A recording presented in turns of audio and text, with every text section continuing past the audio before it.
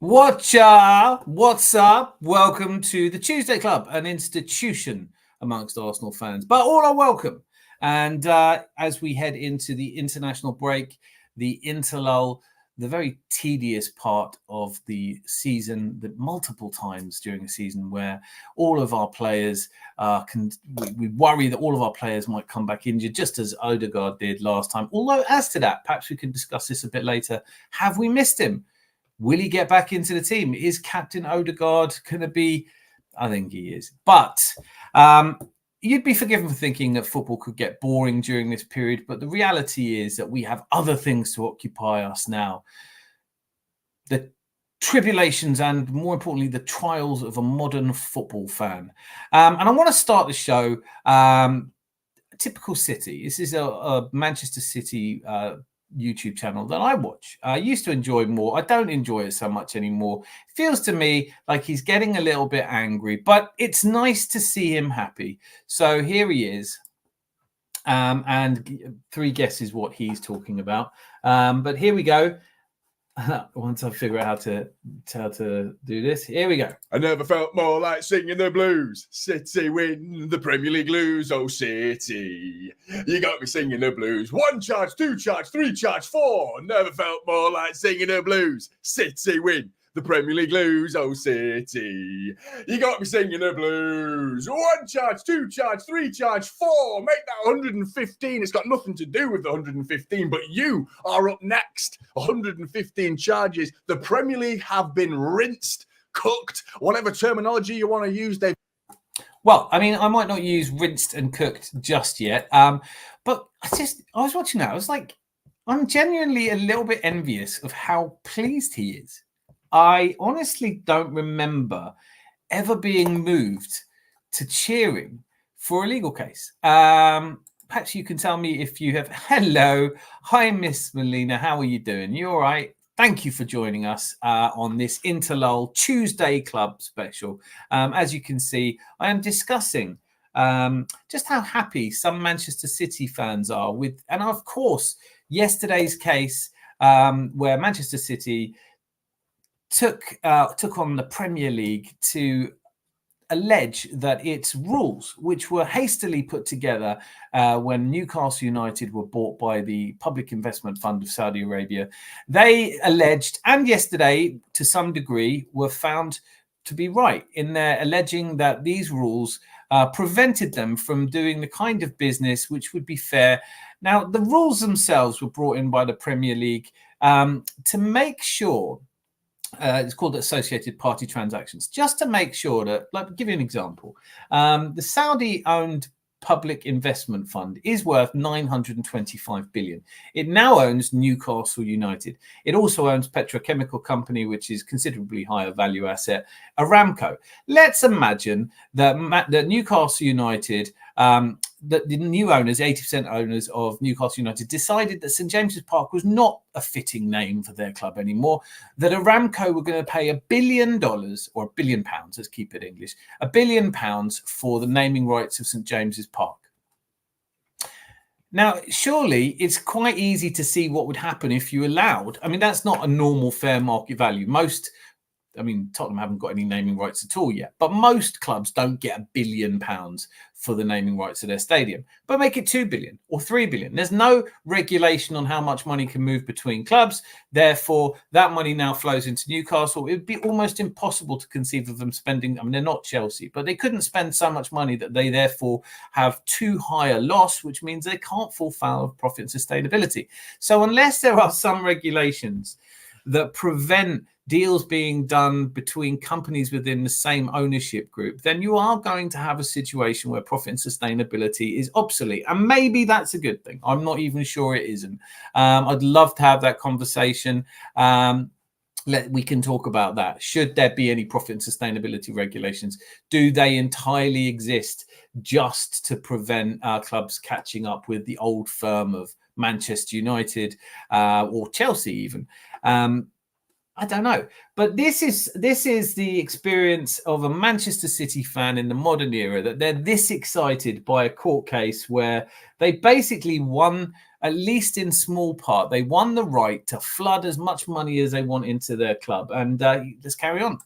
They've been battered and bruised and beaten, and I love it. I absolutely love it. I promised you, Blues. I promised you this day would come. Even the heavy invested into this.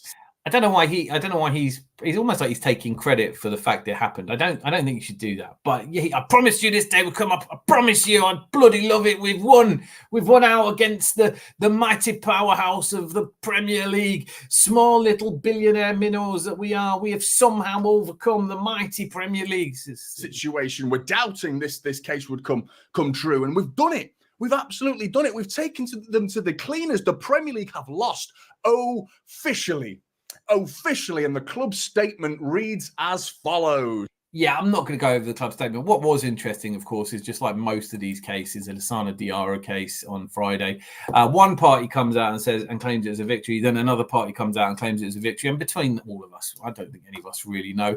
Certainly the certainly the Premier League are going to have to quickly adjust its regulations.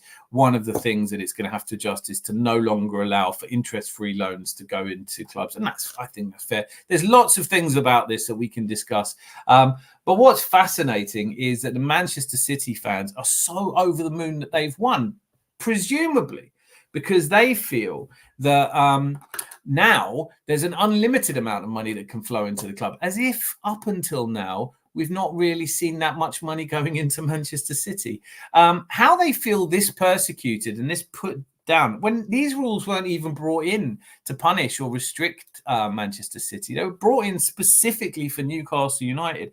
I haven't heard this kind of celebration from Newcastle United fans, but to feel this excited because now at last they can go and buy whoever they want. Well, you'll see. Let's watch a bit more.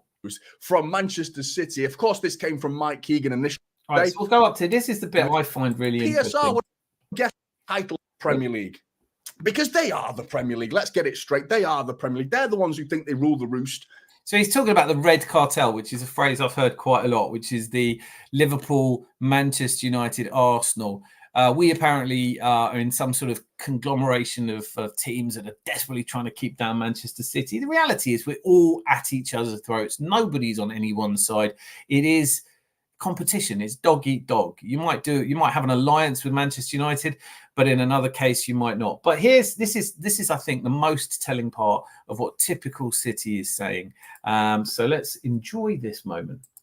There's a new cat in town. There's a new bigger pig stuffing its face from the trough that you lot have been stuffing your faces from for years, for decades, some of you. And now Manchester City are there. They're eating at the same table, and we are sat at the head of that table right now, looking down on you minions right now who are scrapping around for your little pity money that you're trying to scrape together, while Manchester City have got the absolute juggernauts of Abu Dhabi and the Middle Eastern power behind us now. And you can't stop us now. And that includes Saudi Arabia and Newcastle as well. They have got some might behind them now. And I mean, there's going to be more clubs taken over by that part of the world. And eventually, yeah, you're going to be left behind if you're not going to be one of them, unfortunately. And it looks like you, United, with your America. Well, so that's the bit I like most. It's the acceptance that actually everybody should now just be desperate to find a Middle Eastern sugar daddy. And if you don't, you're going to get left behind, United. You should have gone for the Qatari money. But what's fascinating about that is it's almost beautifully deluded, because he's basically saying, Newcastle, you can spend some money now. Man City, you can spend some money now. So the giants of Manchester City take on the titans of Newcastle, making them both seem normal size.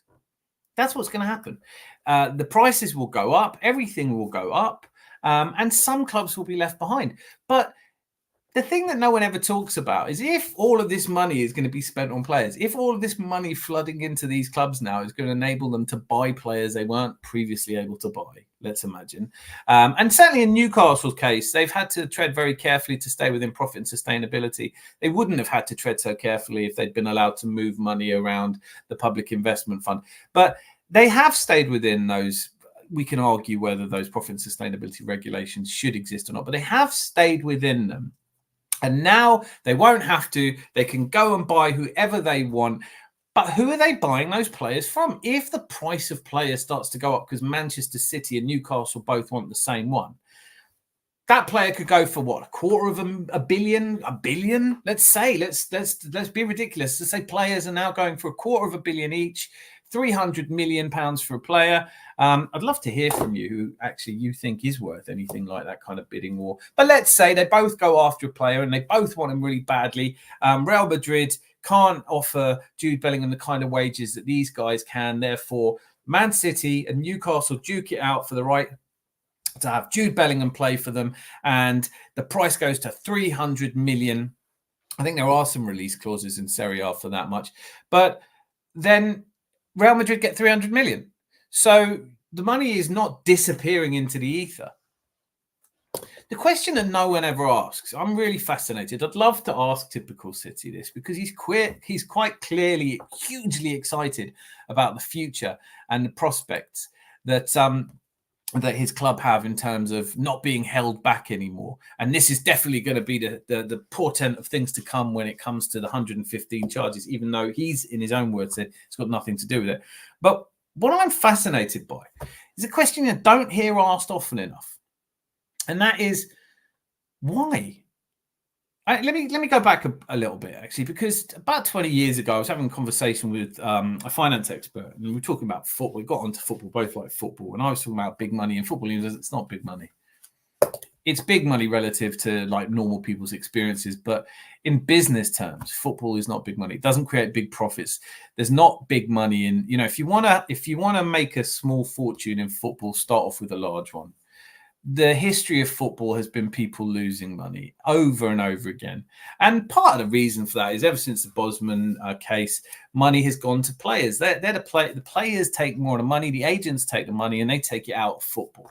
And only really in the last 20 years or so has influx of money risen to a point. And at the moment, it's still not at the point that would justify the ownership from people like the City Group. Why are the City Group? Did Sheikh Mansour grow up thinking, as a Sky Blue, I just can't stand to watch us living in the shadow of Man United. One day I'm going to buy this club and I'm going to put us back on the map. And it's all a romantic story of trying to lift Manchester City to the top. Are the Public Investment Fund of Saudi Arabia finally able to turn St. James's Park into the palace of football they've always felt it to be from afar? The Saudis have always wanted. Are Ted Bowley and Ed Barley always been secretly desperate Chelsea fans? For that matter, I'm not going to leave us out of this. Stan Kroenke, as a young boy, was Stan Kroenke hopeful that he could one day see silverware coming to Arsenal? No! The question no one's asking is, why are all these mega rich entities so much wealthier than football's ever seen before? Just to give you perspective, the Public Investment Fund of Saudi Arabia has a bit of a raise in its fortunes recently, but is now thought to be worth $925 billion. It would take you 29,600 years to count to that 925 billion. It's a huge amount of money. It's enough to buy the Premier League, all of the clubs, all of the assets of the Premier League 78 times over, nearly 77 point something. That's the kind of money. Why is that coming into football? If your son or daughter came home one day and said, Mummy, Daddy, I've met someone and he said I don't have to work again, that he'll pay me to not work, that he's bought me an expensive car, designer jewelry, he's bought me a plush penthouse to live in, and he just loves me so much. Would you be excited? Or would you be thinking, oh, my kid's about to get... You know what I'm thinking here. A lot of these clubs are so excited they've got their sugar daddy. No one's asking the question, why are these people investing in football? And I'm here to discuss it, but I have my own theory. And my theory is a little bit along the lines of football is a growth sport. The modern age is all about eyes on screens. Nothing keeps eyes on screens longer than football. Every match is different. You can't watch 4 matches and know how the next match is going to be. captive audience. People love it. Built-in loyalty. You can treat football fans in a way you can't treat normal consumers. Look at Manchester United. Look at how they've rinsed that club, and people will still turn up and watch and cheer or come from all over the world to do it. So there are assets in football, but football never generates the kind of money that would make it worth the PIF coming in and spending £1 billion on a player. Surely they're not just going to flood money into the club for nothing. Why have the Saudi Investment Fund? Why have Clearlake? Why have, for that matter, Stan Kroenke? Why is the City Group? Why have they bought football? Well, I think it's because football in the next year and a half, 2 years, as we run up to the US World Cup, and after that, we're going to see money coming in. There are entities hovering around football looking to invest and own it, which eclipse by degrees the current investment. So at the moment, if you're watching Premier League football legally in the United Kingdom, you're doing it either through Sky or you're doing it through TNT BT Sports, essentially. And the investment, I think, is in the small billions, but it's not inconsiderable. But I want you to imagine that Amazon get involved, properly involved, and want to compete. They can drop the kinds of money that would eclipse that. What about Google? What about some of these big companies come in and really invest in football? Because the American market, which is where content, when it comes to sports entertainment, America leads the world. And Americans are starting to go for football in quite a big way. Younger people, very much so. It's now the third most popular sport. And it has this huge advantage, which Todd Bowley talked about when he bought Chelsea. It has this huge advantage that our games occur Saturday morning when young people are watching television, presumably playing a console, watching television and a film, and I don't know. You know, young people are like, "Hi, Luca Talks Ball. How are you? Great. Loved your video earlier of the under 21s. Great to have you here." As you can tell, I'm talking about why do the Public Investment Fund of Saudi Arabia, the City Group, the Kroenkes, and Clearlake want to own football clubs. And I'm suggesting that it's because of two things. And the first thing I've said is that the money that's about to come into football is going to eclipse anything we've seen before because of entities like Google or Amazon really buying the rights to the Premier League at a time when it's a growth sport and more people are watching it, not just globally, but in the United States, which is the largest market. Advertisers would love a chance to have a slice of that market if it grows as it seems to be in the United States. But here's the other thing. And this takes me to another video I did on Friday, which I'm still a little bit surprised about. I kind of walking around feeling a little bit like the beginning of a disaster film where, you know, I've heard somebody say that there's an earthquake coming, but nobody seems to be taking it seriously. And the Lassana Diarra case could potentially start a process in which transfer fees are obsolete.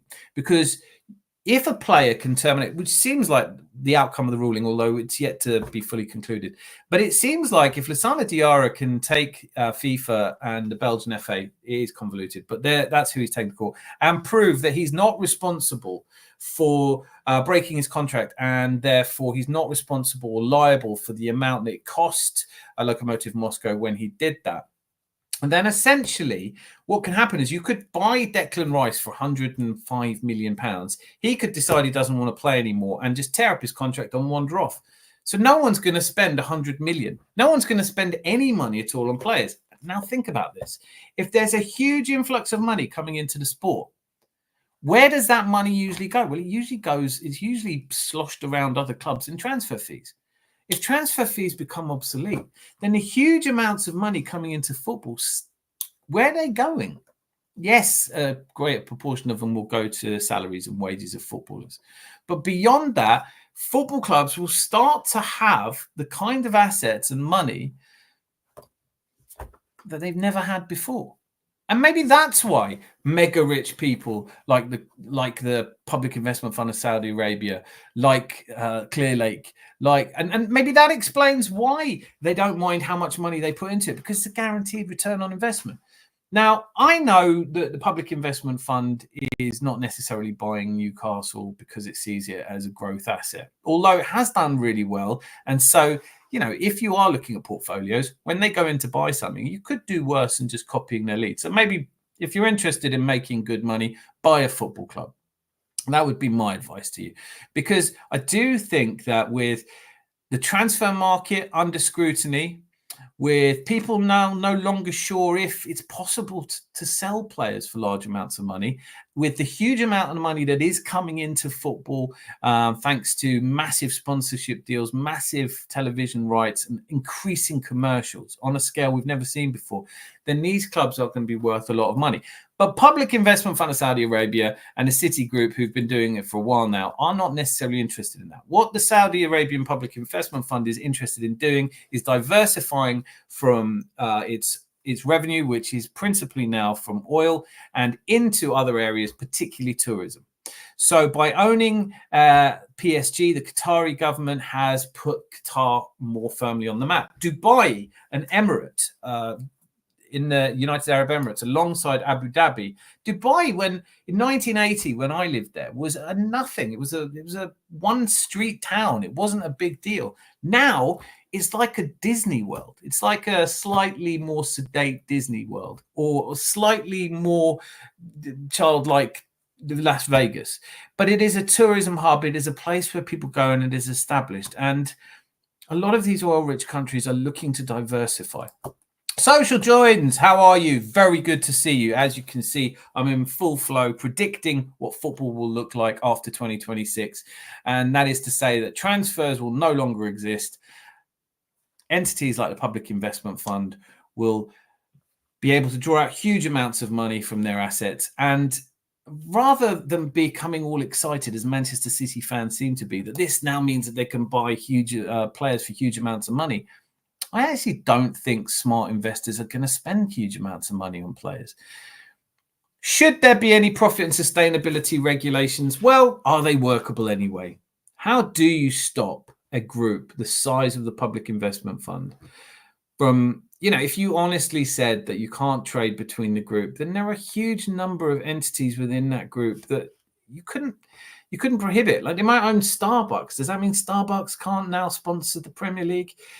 So, essentially, Manchester City fans and Newcastle fans, although I've seen a lot less from Newcastle fans, have been commenting and sending comments on all kinds of things. I've had comments on the videos I did, the two videos I did, one on Man City defeats the Premier League. And all it is it says Man City defeats the Premier League. And I've had people saying, oh, you're just upset that we've won. I don't care. I honestly don't care. I miss the days where being a football fan was about football. How are we all feeling about that? I miss the days where you didn't need to have a law degree to know what was going on in football. You didn't have to read a 175-page document. You just basically, like the Southampton fans who came to the Emirates on Saturday and were singing "You're just a shit Crystal Palace." They know we're not a shit Crystal Palace. It's the irony of Southampton, but that's football. On Saturday, I didn't watch the Southampton game live. I took my youngest stepson to AFC Uckfield. We decided we were going to be the Uckfield Ultras for the day, and we enjoyed a game that was attended probably by about 60 people in Southern Division 2. I don't even know what the league is. And I honestly can't remember. I never can remember the name of the team we played either, but something Villa. Montpellier Villa. That's it. It was brilliant fun. Banter, the linesman getting bantered off the fans, giving it back a little bit. That's the football I wanted. Standing as well. I managed to stand, which was another welcome break from modern football. But nowadays, football is much more about business, and fans, like typical City, getting themselves all excited by the fact that their club has taken on the Premier League and beaten it and will again. Fans, the idea that so many City fans feel as though they've been persecuted because the Premier League have been out to get them is frankly, it's almost, well, it is laughable, isn't it? Anyway, that's the main talking point for me, is the number of fans that are excited by having beaten the Premier League when it isn't entirely clear that they have. On one level, it's possible that Man City have proven that the FA is too hastily put together regulations. It's even possible. I mean, the Premier League has not got a great record at the moment in terms of winning cases. So it's even possible, I would argue, that they might somehow be able to lose a case against Manchester City, the 115 charges, which aren't really 115 charges anyway. They mostly amount to not cooperating, not revealing your books, that sort of thing, which is all a little bit tedious. It's not like bribery or corruption. But there are a lot of fans on the other side who have been going on and on about increasingly how Man City are cheats. And I don't think that's been fair either. But ultimately, the ruling yesterday is a little bit more complicated than just saying that Manchester City won or the Premier League won. But both of them are claiming a victory. As with the Lassana Diarra case, FIFA are claiming that they've actually, the most of the transfer market has been upheld as valid. It's just the small case of whether clubs who buy players who rip up their contracts are at all liable. Anyway, I feel like I've done a lot of the talking there. It's great to see you. If you have joined, just click like and subscribe. Meanwhile, it's going to be a shorter show today just because I have to get up stupidly early tomorrow to head into London. But I did want to talk about this, and I also wanted to say thank you to anyone who I'll start again, shall I? Thank you to any and all who've subscribed recently. We have had a little bit of a flurry of subscribers, and that obviously is really pleasing. But I think that's as much as we're going to talk about, or as much as I'm going to talk about, because I've noticed not a lot of comments. So what else can we talk about? Any news on Kai Havertz? Well, Kai Havertz pulled out of international duty. And also, look, it's almost a cliche now to say it, isn't it? But we really don't need these international breaks, do we? These lulls, not quite what you want from football anymore, is it? Like, I don't know. Couldn't we just have all international football played on, in summer? Anyway, so Kai Havertz looks like he might be one of those dark arts injuries, right? Might be one of those ones where he basically isn't really injured. He's just pretending to be injured. Secondly, Martin Odegaard. I hate to say he might have been right all along, but Lee Gunner did say we wouldn't be seeing Martin Odegaard until November, and that's increasingly likely. Good evening, everyone.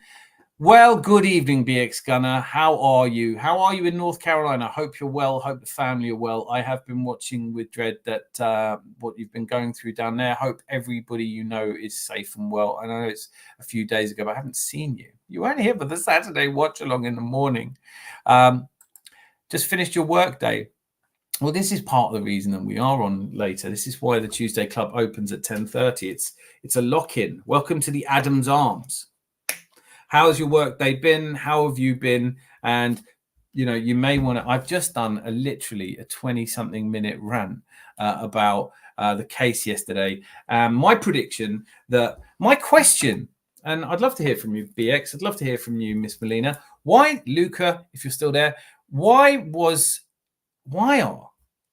the Public Investment Fund of Saudi Arabia, the City Group, why the Cronkies, why do so many people want to own football clubs? There's never been any money in football. City fans are all excitedly now saying, well, basically, we'll be able to buy anyone we want, as if they haven't already. But why? Why would Sheikh Mansour go out of his way to buy an increasingly expensive players? I mean, City are now competing with Newcastle. If these rules are taken away, if profit and sustainability rules all disappear, then aren't Manchester City and Newcastle going to be duking it out for every player? And aren't they eventually going to end up wanting to buy an Arsenal player? And then we get 100 million more than we should do. And then we can spend that on our players. And doesn't the money stay within? But if I'm right, and transfer fees have received a bit of a blow following the Lassana Diarra case on Friday, then maybe transfer fees won't exist. In which case, what difference does it make if your club's got $1 trillion, the better part of $1 trillion? What happened? They can't. What are they supposed to be spending it on? Wouldn't it be great if all of this money flooding into football meant that football fans could go and watch football for free? Wouldn't that be brilliant? Wouldn't that be absolutely fantastic if they made so much money? The public investment. I mean, here's something no one's talking about. City fans, Newcastle fans, no one I've seen is saying, oh, great, now that we've got the public investment fund of Saudi Arabia behind us, maybe they won't need any money from television and they can just let us have free season tickets and just watch it for free. Anyone heard that? I love it when you guys get chatting to each other. Beautiful to have you here. Small community of the Adams Arms. Lots of things to talk about. Often starts off with football and ends who knows where. But if you haven't clicked like yet, if you click like, just like the film Field of Dreams, if you click like, they will come. And when they come, we can have even more banter and conversations. Haven't seen much of the Dean. I'd love, if you're around, I'd love to hear your thoughts on the case. It does feel a lot like Manchester City fans feel persecuted and feel as though everybody's been out to get them and they've been little brothered for years. And they have, you know. And it must be tough being a Man City fan. Pep Guardiola, all the rumours are that he's made up his mind, and even though he's still open to doing a U-turn, he's planning to leave at the end of this season. Imagine being a City fan thinking, potentially we could lose this case on 115 charges. We could lose the best manager we'll ever have. Newcastle is suddenly the new kids on the block, and the case we've just won might allow them unlimited spending power. Maybe they're feeling that fear of loss. Maybe they're starting to think, oh, you know, Arsenal are breathing down our shoulders. Liverpool have started really well. Liverpool, after all, are top of the table. I didn't predict that. I mean, I didn't do a Premier League prediction just because I just can't tell. You know, I think it's really difficult to predict the league if it's as close as it was last season. To me, didn't feel like Man City had strengthened hugely. But neither would we, really. I mean, Calafiori. Here's an interesting debate. I also just want to address something really quickly from Tuesday. BX, you were here. Red Eye and Zanzi Barbarian, myself particularly, were talking about who would you select from the first 11 of the, if we did a combined 11 between the Invincibles and the current team. And we actually put David Raya in goal. And I think that was a mistake. The more I've thought about it since, the more I've wondered that we could have been so foolish. I mean, after all, yeah, of course, you know, David Raya is a great keeper and he's really tough to beat. But Jens Lehmann went an entire season unbeaten. But more impressively, in the run to the final and the final, at least the part that he played, the Champions League, he did not concede a single goal. That is absolutely unbelievable. So I've had a rethink on that, and I've taken David Raya out of our combined 11 Invincibles and current team, and now there are only 2 players from the current crop in there. But that's logical as well when you think about a team like the Invincibles that did what nobody else has been able to do. Preston North End did it in the inaugural season, but nobody since then has been able to do it. And I wouldn't bet against us doing it this time. How are we feeling though? Are we confident? Are we excited by this season? Are we worried about Liverpool? Are we worried about Chelsea? Are we worried about the run of games we've got coming up?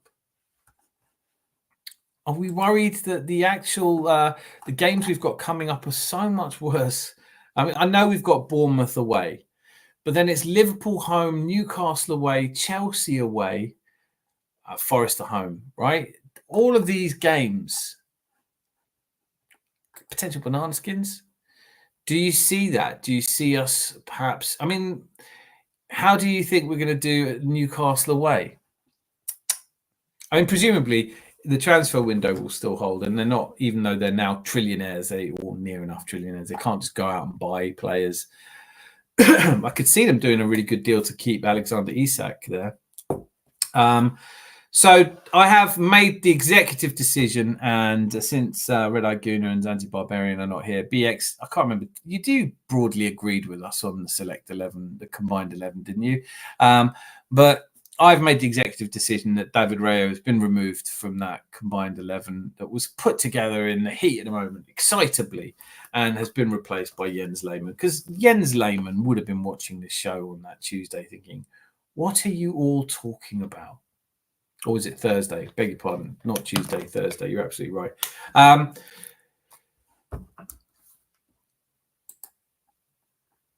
We are live. Just checking. Anyway. Important to stay hydrated. And Kai Havertz, is there ever going to be a time where certain elements of our fan base give him his flowers, admit they might have been wrong? Is it just a modern thing that people just don't admit they're wrong anymore? And also, I do just want to talk about the fan base. Anyone who watched Curtis Shaw live or the reactions to the goals. So as I already said, I was at a non-league team on Saturday with my youngest stepson and enjoying very much old-fashioned football. So I didn't get to watch the live. But when I got back and obviously watched the game, it really stood out to me. The reaction from Curtis Shaw, amongst others, when we went a goal down. Don't get me wrong, I was on my phone and I knew we'd conceded a goal. And I was anxious. I was worried. I was like, oh, please don't do this. Please, Arsenal, don't go through a really good sequence of games, getting really impressive away draw with Man City, getting a really impressive away draw against Atalanta, getting the kind of results that you just think set you up, and then don't lose to Southampton. The diehard standards bunch will never accept Arteta and Odegaard. It's mad, isn't it? I mean, part of this is all driven by I'd love to see us win the Premier League just to go around and take names. I know we had Kyle on. I've seen him posting comments again saying, oh, we're never going to win anything with this manager. When did football become like this? When did it become so vitriolic, so bitter, so determined that being right is more important than being happy? And also, when did it become so obsessed with winning things? Because like I said, I watched... this is a really good point. Thanks for bringing it up, Miss Molina. Hope Odegaard be able to play for Liverpool. That's the hope. That's apparently what we're aiming for. We're aiming to have him fit for the Liverpool game. There's a question mark around it, though. And I will give credit to, if he is out till November, that is what Lee Gunner called. And I hate to say it, but I thought he would be back by now. Kai Havertz injury, we kind of think is not so bad.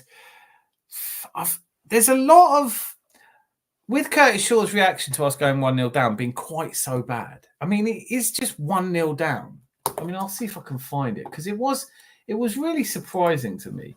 I feel like you should at least wait till full time before you start losing your temper. No, if you already start saying this isn't good enough and blah blah blah.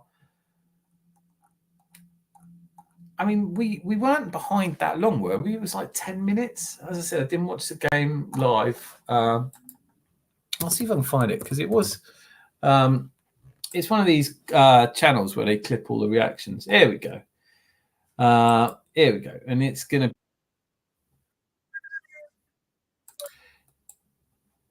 There are some weird Arsenal... I'm going to play some of these because and what I will say is obviously I'm playing clips from other people's channels, and I really, in order to make that feel like the right thing to do, please do, if you haven't already, go and check out their channels.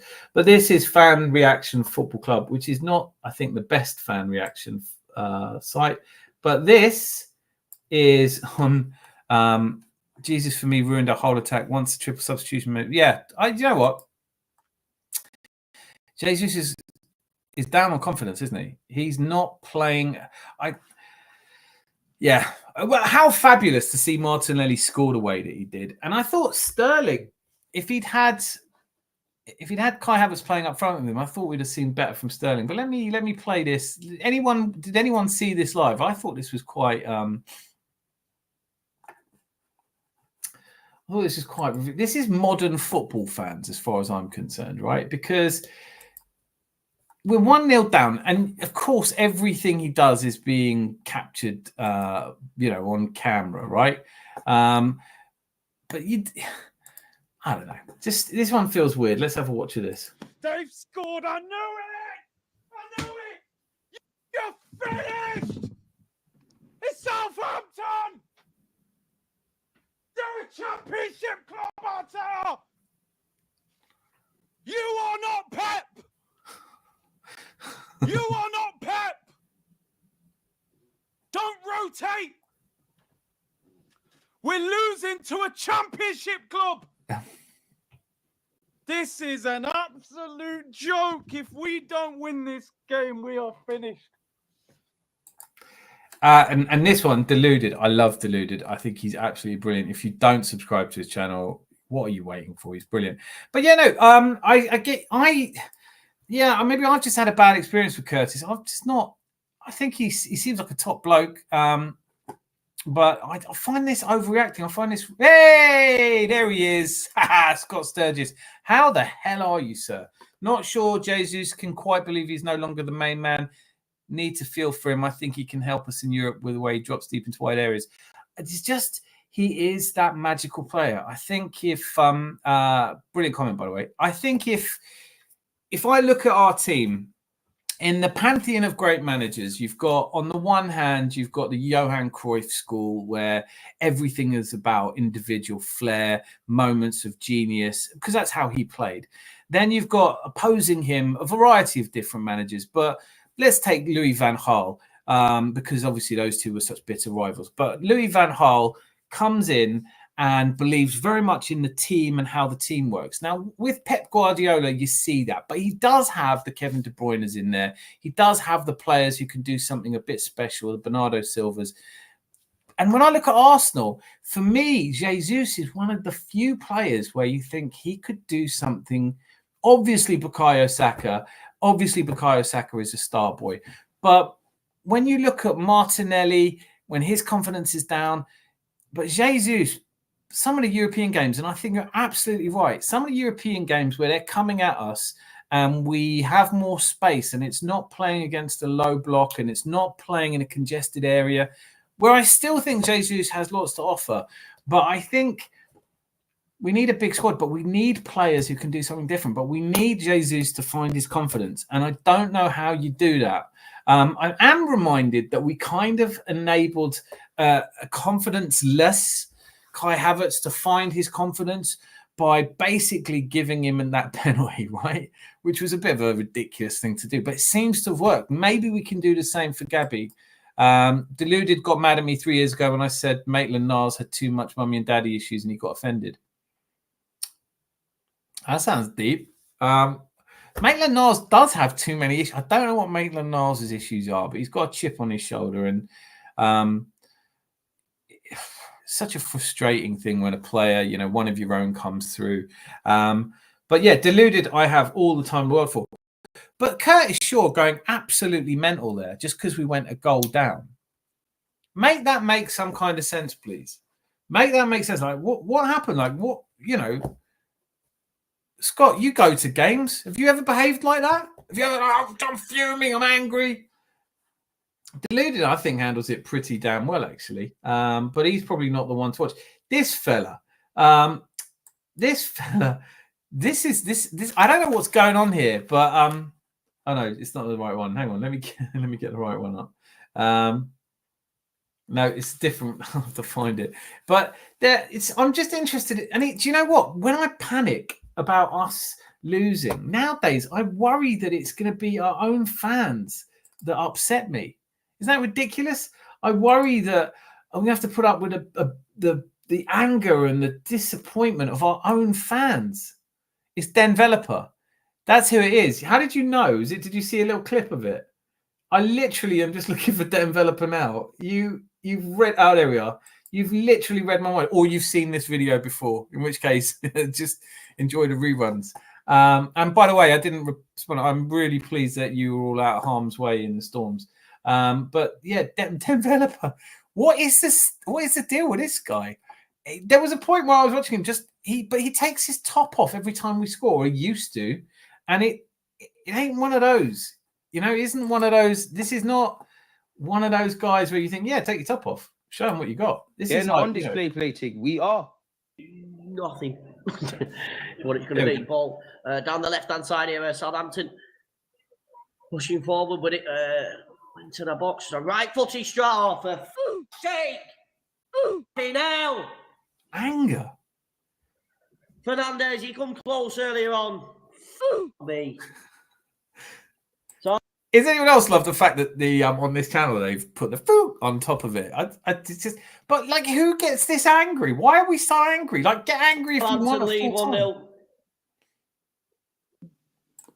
Everybody's so quick.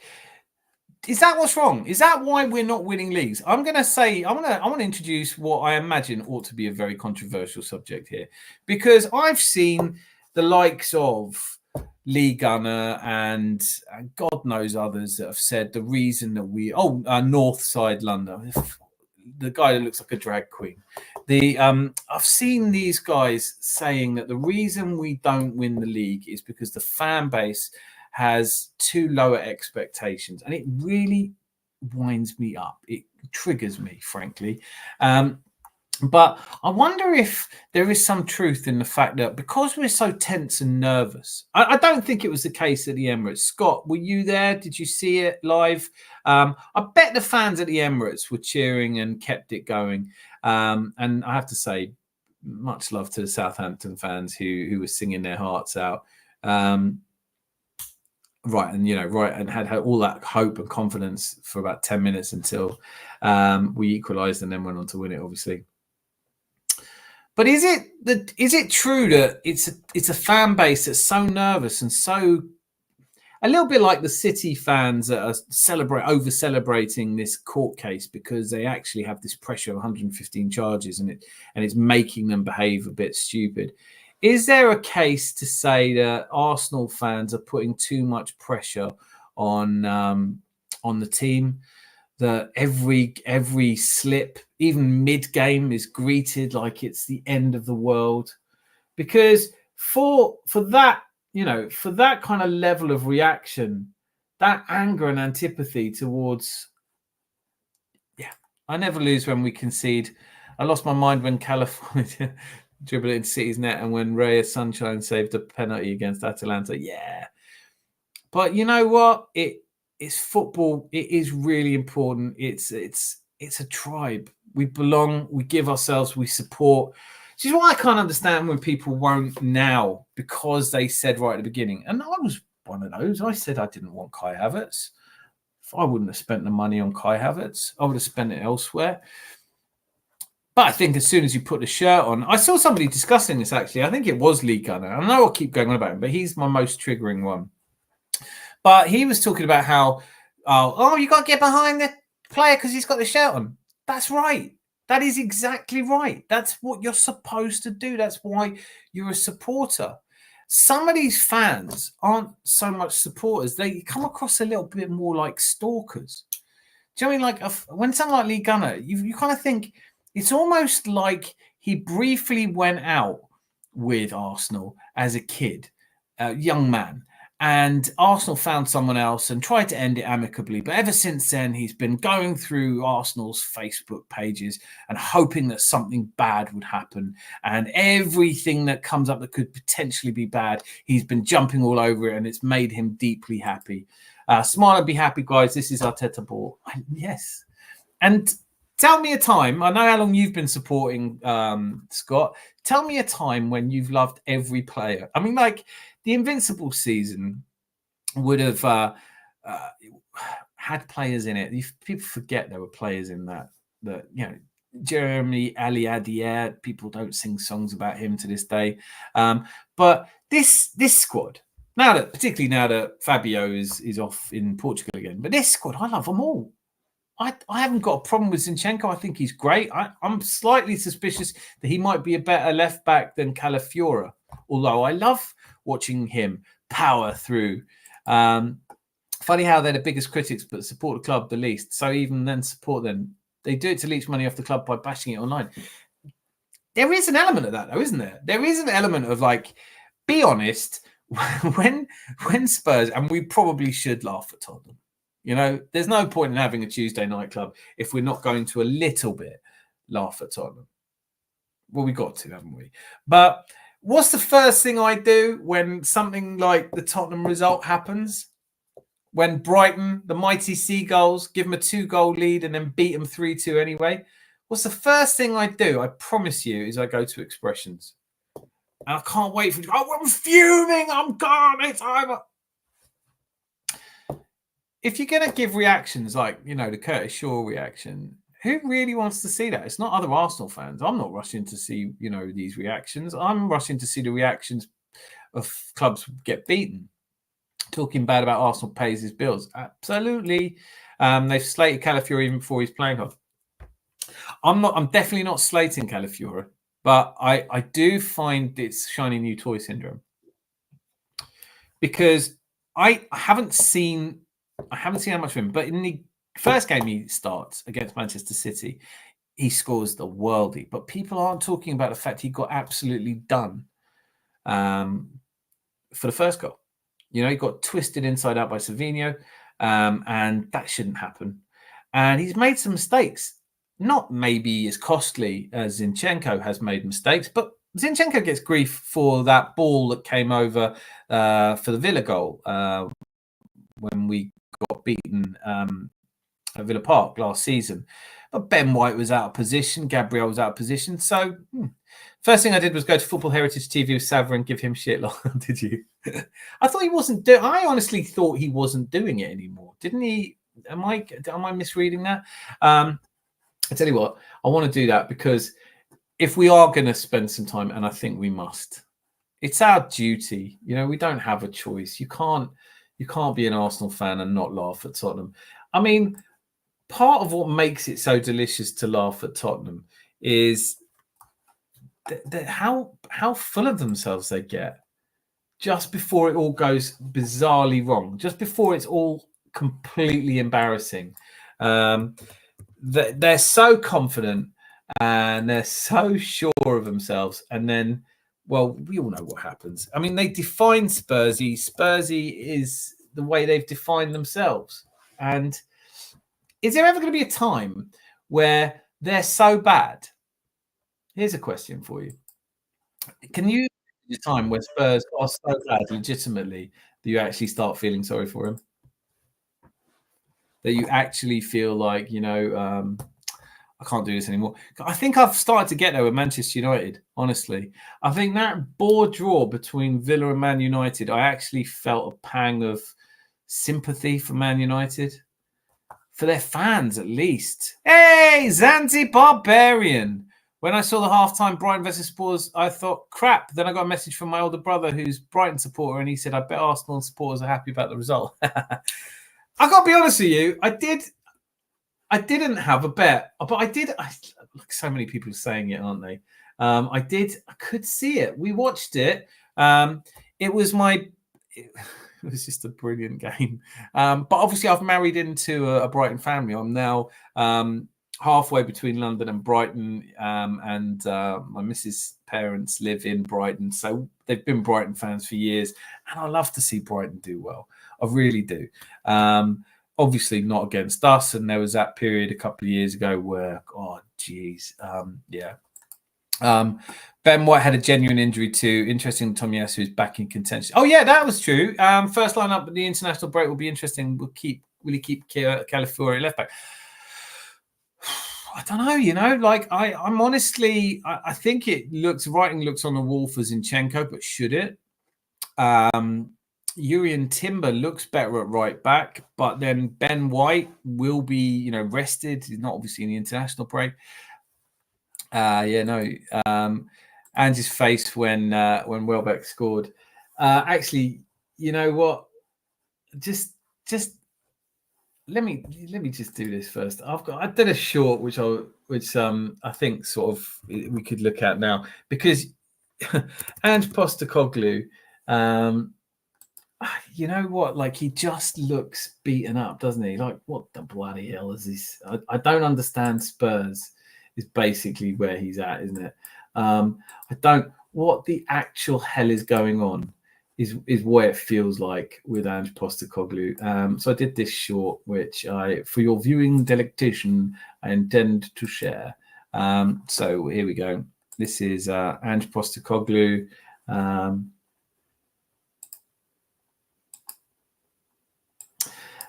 I really need someone to help me with this sort of stuff. I'm a bit of a thicko. I'm befuddled by the whole process. So I guess people don't see what I see, which is fair enough. I mean, everyone's got their own sort of view of things.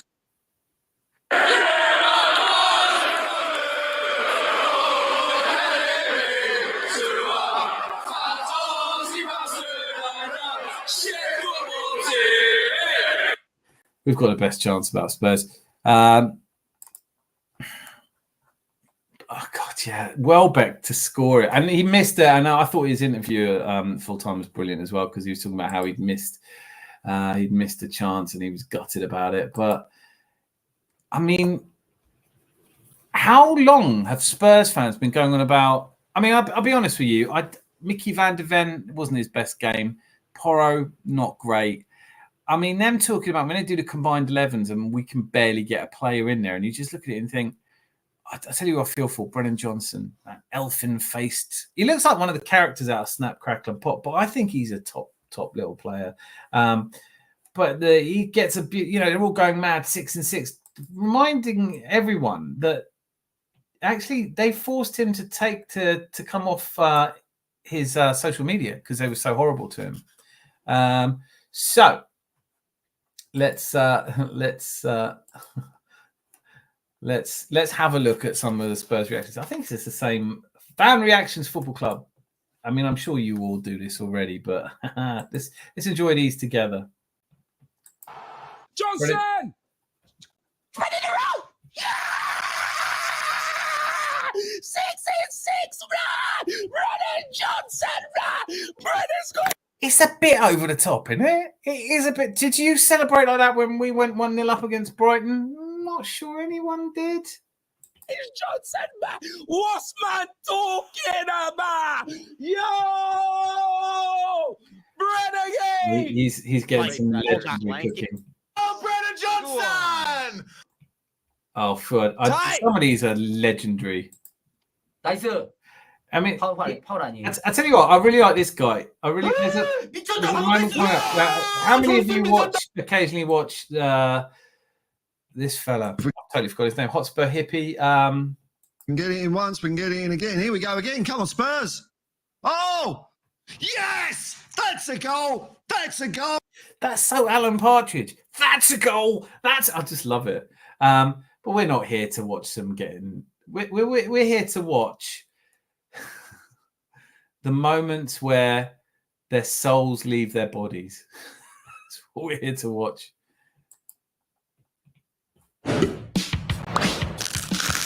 Forgive me, I won't subject you to the adverts. But can you handle crunch? Can you handle crunch? I cannot handle crunch. I would not eat that. I love watching the pain in their eyes. I'm glad you said that, because the bit I'm actually going to play in a second is literally just pain. It is a soul leaving the body moment. It's absolutely beautiful. Not so much expressions, because I mean, all he does is wild pendulum swings of mania. And God! Oh my God! He's actually punching his MC. Like, if any of you ever behaved like this?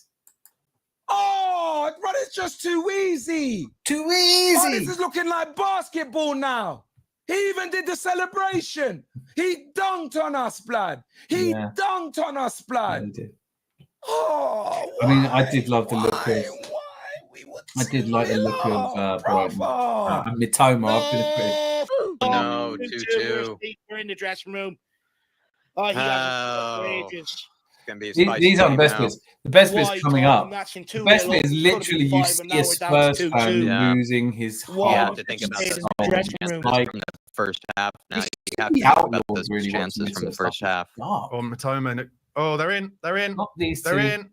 These two, you could just tell when people are Spurs fans. Look at the sort of pained expressions. Just no, 2-2. it's not them. It's this guy coming up. Wait till you see this. If you haven't seen this already, this is beautiful. Please. No, not Fred. I really like him as well. Man United in the worst start. Celebrate, yeah, like that's what I'm saying. Like Man United, I'm actually starting to feel sorry for their fans. What can you say? Oh, look, how does he feel? How does he feel? Do any of us know what this feels like? as well, bruv. Oh. These two, I don't get. I really don't get why they're on here. But they're enjoying themselves. Oh, the next one. This is anguish. The next one coming up is proper. What the hell? What the hell?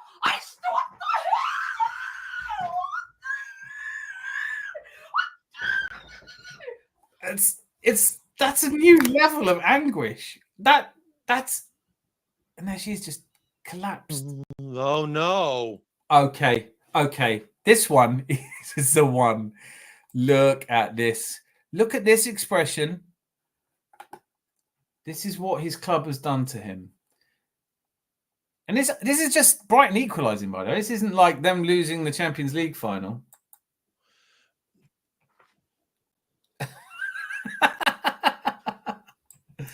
Just look at him.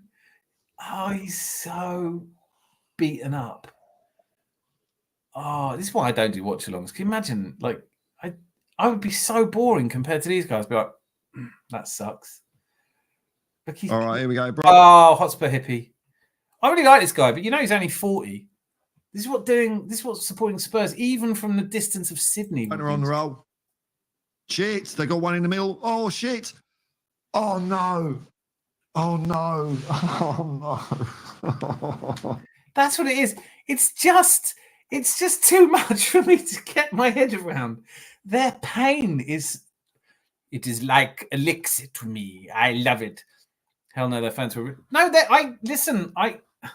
I know Man United fans, Chelsea fans, Tottenham fans. I don't really spare them.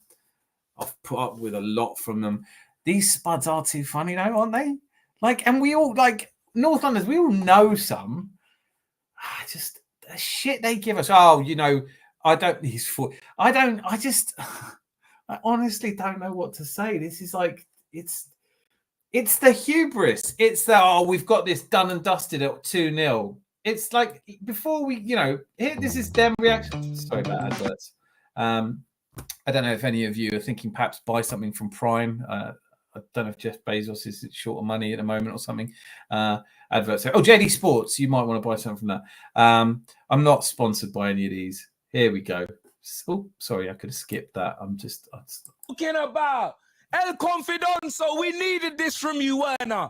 Let's go. Timo Werner. just that on its own. Spurs have got even they hate Timo Werner. Timo Werner. Oh my goodness, Timo Werner. Who buys Timo Werner for real? Who actually goes out and buys Timo Werner for real? This guy.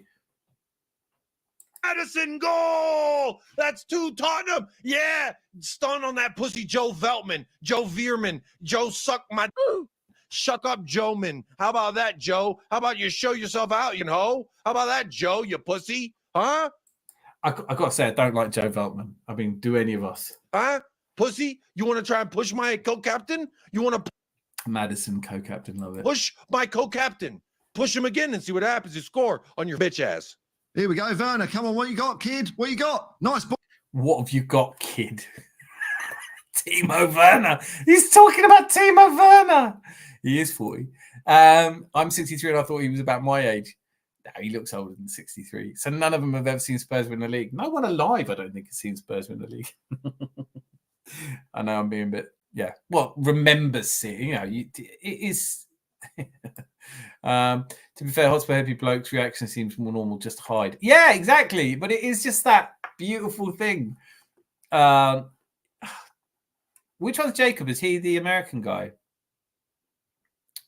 Because I know I watched there was a whole thing going on between Spurs fans a couple of weeks ago. I think we talked about it, didn't we? And it was just a lot of fun to watch. Ball in the middle, shot. Yes! Yes! Yes! I know this is a pretty standard reaction. I've frozen framed him a really kind of looks like.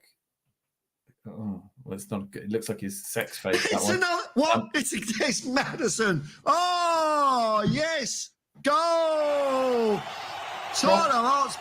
Props to him for the little logo. I don't have to do all that. So, We are taking a piss now. You are taking a piss now. Taking the piss by James Madison. He's got all the little There we bits, go. man. 2-0. Oh, what a lovely day at the office this is. Just for that line, right? Just for that line. What a lovely day at the office this is. Just the looks. Too easy every single time. Oh, I don't know what the deal with these two is because they're clearly not Tottenham fans, right? So I don't know what they've. But here again, that reaction of pain. wow. Wow. 미쳤다. Well, exactly. What? They need to support him. No way!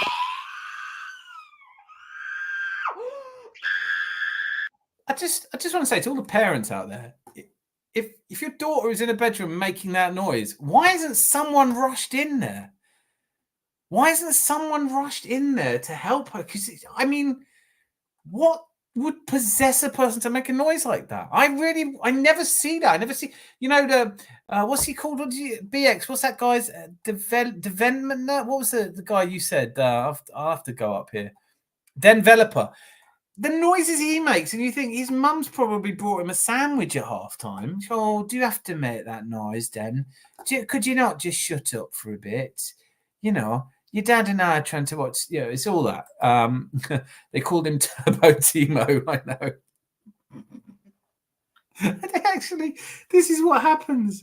That's when they start seeing the Spurs go marching on. You go like, surely your club. You don't want to even think about March. March is like March is St. Totteringham's Day. March must be the worst day in your calendar. He's come from filming The Hobbit and brought his makeup back with him. Yeah. Chick is actually not worth watching. I can't stand this new breed of fan. It's weird as hell, isn't it? It's weird as hell. Like, who are the role models? Is this what's happening? That people think this is how you should behave because they've seen people behaving like this on television. I mean, this is not normal behavior. This is anything but. This is kind of freaky. If someone you know or love starts behaving in that way, you gotta talk them down. You gotta this isn't, and especially Spurs. I mean, this is me doing an impression of what I would do if I was a Spurs fan and we just done that. I'd be like, yeah. Yeah, that's what happens. Yeah, we're Spursy. Yeah. That's as much as you'd get out of me. This clip all of that because I'm not doing much as long as with Arsenal. But I've never done that. I mean, when we went down to 10 men in the City game, I remember thinking, God, it's a good thing I didn't do this as a live stream because I'm just sitting there going, and at the end, get in,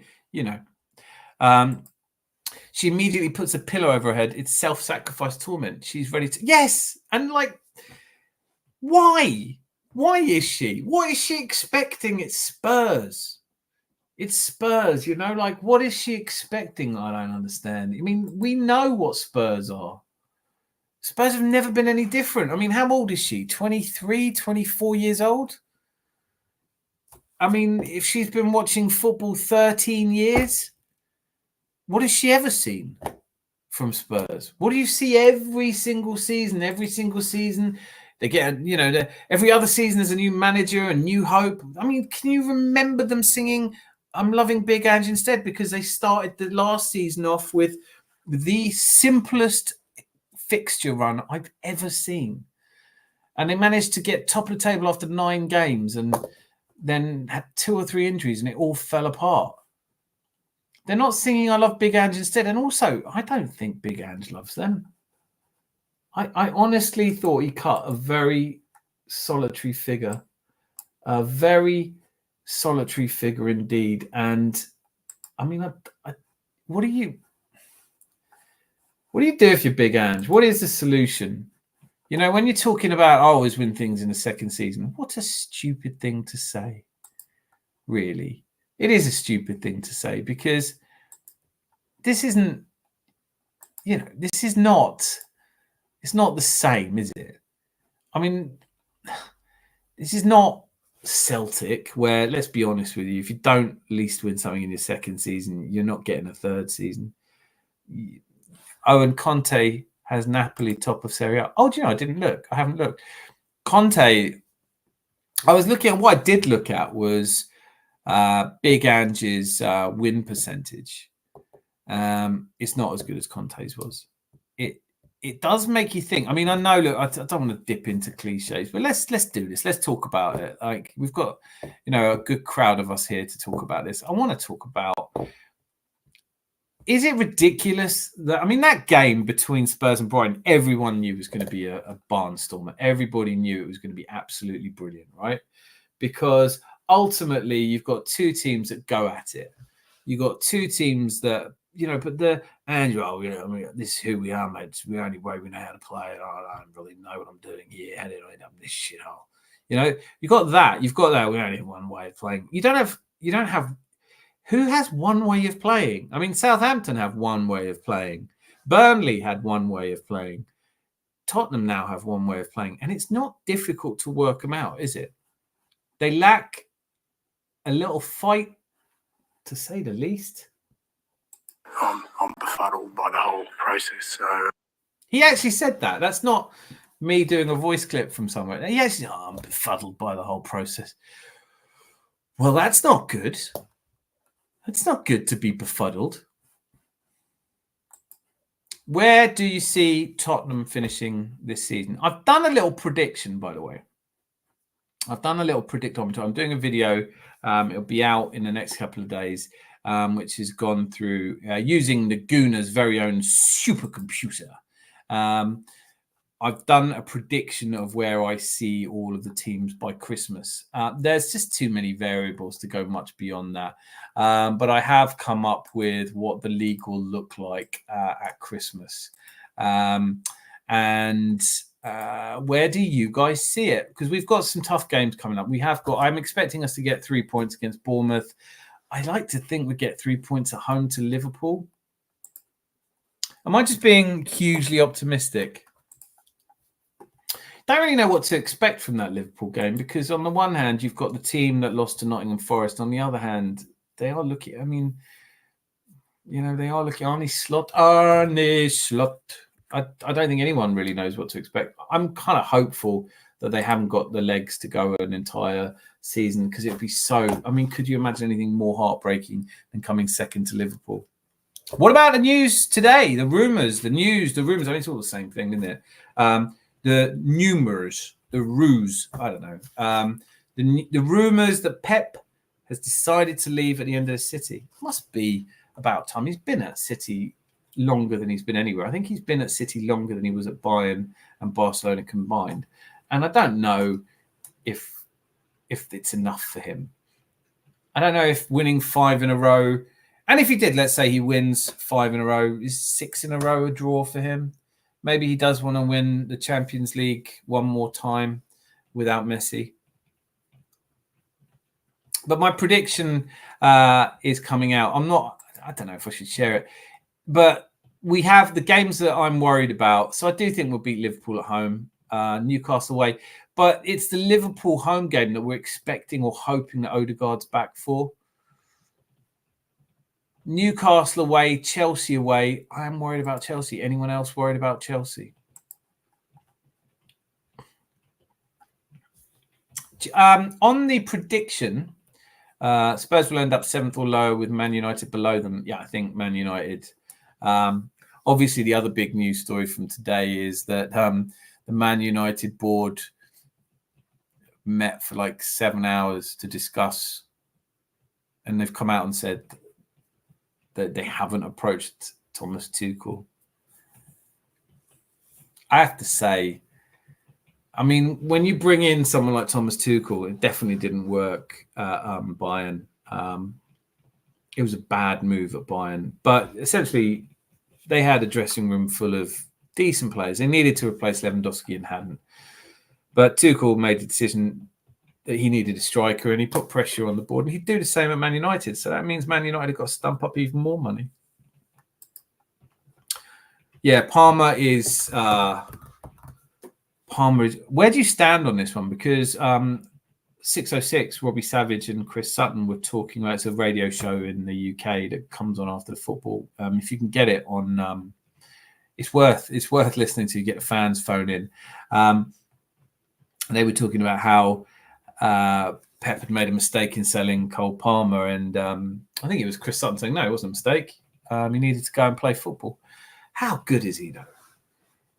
And now it's not Phil Foden versus Saka. It's, who's better, Cole Palmer or Saka? Can we just say they're both really good? Pep, perhaps because they will get buggered for some or one of the 115 charges brought against them. Does anyone else think 115? It's not 115 charges. I hate to say it, but it's 4 categories of charges. And when you actually break it down, it doesn't really have that kind of effect. But I do feel like there is a school of thought that says there's no way any sensible body, and if you want to call the Premier League a sensible body, would bring that many charges unless they were sure they were going to make them stick. And both legal teams are using roughly the same sort of level of KC. So the Premier League have a top barrister, and the City Group have a top barrister, and they're duking it out, even though there is an army of lawyers in the City camp. But it is costing a fortune. But are we starting to lose a little bit of faith in the Premier League's legal team? Because they're not sweeping all before them. And the money for this, it's ridiculous. Not worried about Chelsea until next year. Liverpool look a serious threat. That game is going to be massive, isn't it? It would be a horrible match not to have Captain Odegaard in. Captain Norrie. But then also, there's a lot to be said. I mean, I haven't really talked about the Southampton game because I said right at the beginning, I wasn't there. I didn't watch it live. I've watched it twice since. I thought we looked really good. I think we all know that Jesus' lack of confidence, as we were saying earlier, I know that broadly we seem to agree that Jesus is not the player we want him to be, but that he'll be huge in games in Europe. And I really think, Shakhtar Donetsk is a game that I could see him playing really well. Kai Havertz, any dissenting voices now? Waka waka wa, samina mina, 60 million down the drain. Liga no wrong again. I admit it. Just admit when you're wrong, man. Admit that you picked it wrong. Like, you might not know as much about football as you think you do. There is a great thing on Hotspur Hippie, actually. I watched him the day after, and he was really decent. And he was saying, all of the Spurs fans will come out now and say, oh, Ange's got to go. Like, they've ever won anything. Where's your medals? And I thought, yeah, that's kind of how I feel. Liverpool are going to be more worried about us than we are of them. That's for I'd agree with that. They score against teams who can't defend, but they leak goals against everyone. It was important, that game against Nottingham Forest. Because I think you're absolutely right. I think Chelsea and some of their fans will say it, that they have looked good against teams they should be, and they've not really been tested. And then Forest are the unknown quantity at the moment, aren't they? Like, how they're doing as well as they did. I mean, almost... Now there's only 2 unbeaten teams. But there was a little while there we thought maybe it will go half a season. Maybe I'm being ridiculous. But yeah, so Chelsea, you do expect that we'd have enough about us to go and beat them, but it being at Stamford Bridge, I'm never fully confident. I've given us 1 point for that one. I think 1 point is fair. I don't see us getting beaten by Christmas. I don't see us getting beaten before the new year. Just to recap, that would mean that in a calendar year, we'd have lost one game. And there's still people out there that say, oh, we'll never win anything with Arteta. They'll call me an Arteta sexual. They call him Lego head. You know, all this B-Tech, Pep and all that. Where's all this vitriol coming from? Why are there so many angry, salty fans out there? What is their damage? There's an increasingly fear of. I think you were right earlier, BX. You know, it's about making money, isn't it? Could I imagine that this channel would be more successful if I just ripped into... Well, we had the debate. You know, I've had debates on here. Kyle was brilliant. We totally disagree on this, but he was on here talking about how we'll never win anything with Arteta. But he also made the controversial case that he would rather win the League Cup and come fifth. And I don't think I would. I know I wouldn't. It's not that I don't value the League Cup. I mean, I'm an Arsenal fan, right? So we're all in the same boat. I remember us winning one. Some of us would have been very young the last time we won that. Some of us would have been, you know... Scott, do you remember the League Cup? Hopefully you do. You must do, no? Yeah, you do. Of course you do. The FA Cup, I'm sure you do, because yeah. But the League Cup, great when you win it. It's great when you win it alongside the FA Cup. But that season started, the decline had started. The Pal Leadersons had set in.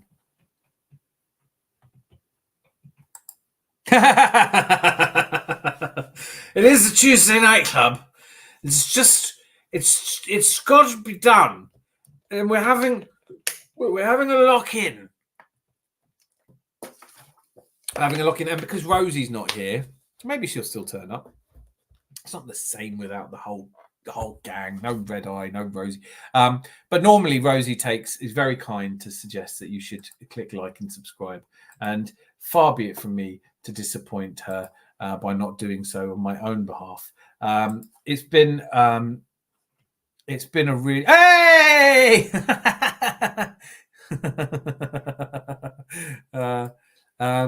We won't concede again. This is defense's greatest we've ever had. God, yeah, I totally get it. The potential is there. Saliba's world class. I can see us going, yep, 93 Wednesday twice. I knew you'd remember it. Rosie, was there a moment you thought Southampton would pump Arsenal? No, there was. Well, I was watching the mighty AFC Uckfield take on, why can I never remember their bloody name? Montpellier Villa, who, to be fair to them, have lost 8 games in a row before they came to mighty AFC Uckfield. And so I only had it on my phone and I was getting intermittent signal because we are out in the sticks. And when I saw 1-0, I thought, oh, this would be so bloody typical, wouldn't it? After all the heroics of our performances, to lose to Southampton at home. And then I thought, well, we might not lose, but maybe draw. So no, I didn't think we'd ever get pumped. And there it is. Smash the likes and subbing, you bloody legends. We've had a sub. It's been a really good week. I'm so thrilled. Oh, here we go.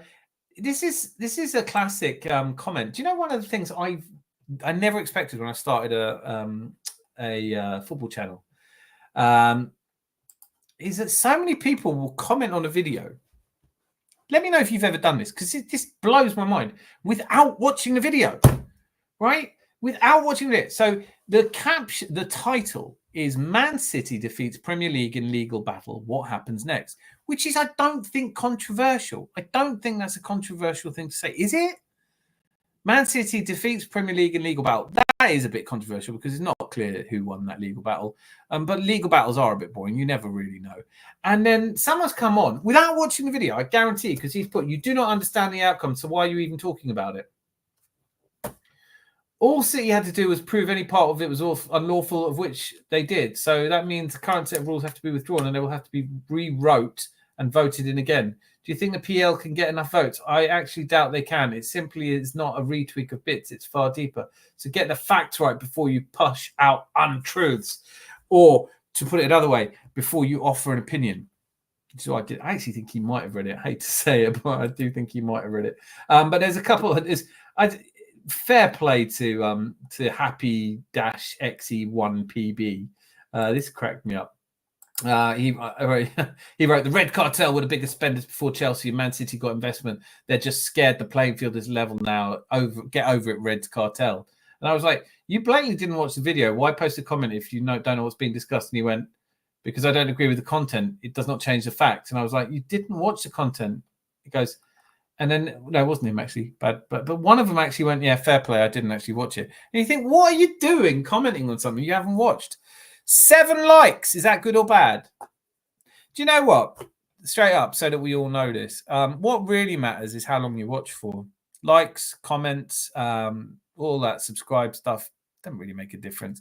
It's how long you watch it for. If you come on and leave me here by myself, then the channel dies. But I don't think we have to worry about that. It's going great guns, and there's been something like 10 new subscribers this week. I'm really thrilled. If you're a new subscriber, get involved in the comments. These are wonderful people here. We have banter. Stuff the Gooners result. What was the Uckfield score? Well, thank you for asking. It was brilliant. You know what was funny? I might post a little video of it, but it was so much fun because me and James, my younger stepson, went to watch it because his brother and mum were off going to a university, looking around universities. Scott, you'll be pleased to know he's considering Leeds. But anyway, so they're up in the frozen north going around there. So we've just so we thought we'll go and take a local football match, and never been there before. Didn't really know what to expect. It was really plush. It's really plush. It's first division of the Southern Comfort. I don't know. Anyway, brilliant. Anyway, good stuff. About 50 people there. Really lovely clubhouse. Great and everything. £7 to get in for me. Free for an under 16-year-old. And we didn't know really where to stand. Didn't want to stand behind a goal. We wanted to be the ultras. So I went and stood near the away end. And it's just lovely when the score, to answer your question, was 4-1 to mighty Uckfield. But Montpellier Villa are dreadful. And so when Uckfield scored the first, me and James went, "Hey!" And it was probably the most excited reaction. Most people there were just sort of clapping and yay. And the two standing next to us went, "Oh, you're Uckfield fans, are you?" And I said to James, "Look, see, we've stormed the away end." Turns out that the two guys we were standing next to were the father and son, and they were there to see their grandson and son, and he scored the goal of the game. But yeah, I mean, it was banter with a linesman that these two were having, because the first goal they were saying is offside, and just to have that moment where the referee's running up, the lino's running up the line and getting abuse and giving it back, it's brilliant. I watched it. It had 115 points. You wore some Bremberts. What was that? What was the Uckfield score? Yeah, so yeah, everyone's well, aren't they? Finally, something viewers want to know. The Zanzibar period. 45 years I used to play Ditchling FC and would have played against Uckfield. Do you know what's really funny? There was a moment where they were going, "Oh, you've got good facilities." Because I'd said to them, "I haven't been to an Uckfield game before." And they went, "Oh, is this your first time?" I was like, "Yeah." I moved to Uckfield during the lockdown. It never really occurred to me to go and see a local team. But I'm really glad I did. Anyway, they were saying, "Oh, you've got good ground here." And it really is brilliant. It's a really good ground. It's a good atmosphere. I didn't have a burger, but they looked good. Not great, to be fair, but it did look good. I mean, everything about it, just joyful. And you don't get anyone at those matches going, "Oh, I can't believe it." Although there were a couple of moments, and there were some funny refereeing decisions as well. The City video I did with a sombrero. You talking about me? I didn't do a video with a sombrero, and it had 115 different points. Wish I'd thought of that. It would have been great. But then that seems like an unfeasibly large sombrero. I don't think that's even possible. Sombrero doesn't even have that many pints. Rosie, I'm not the only one drinking the old Terps, it would seem.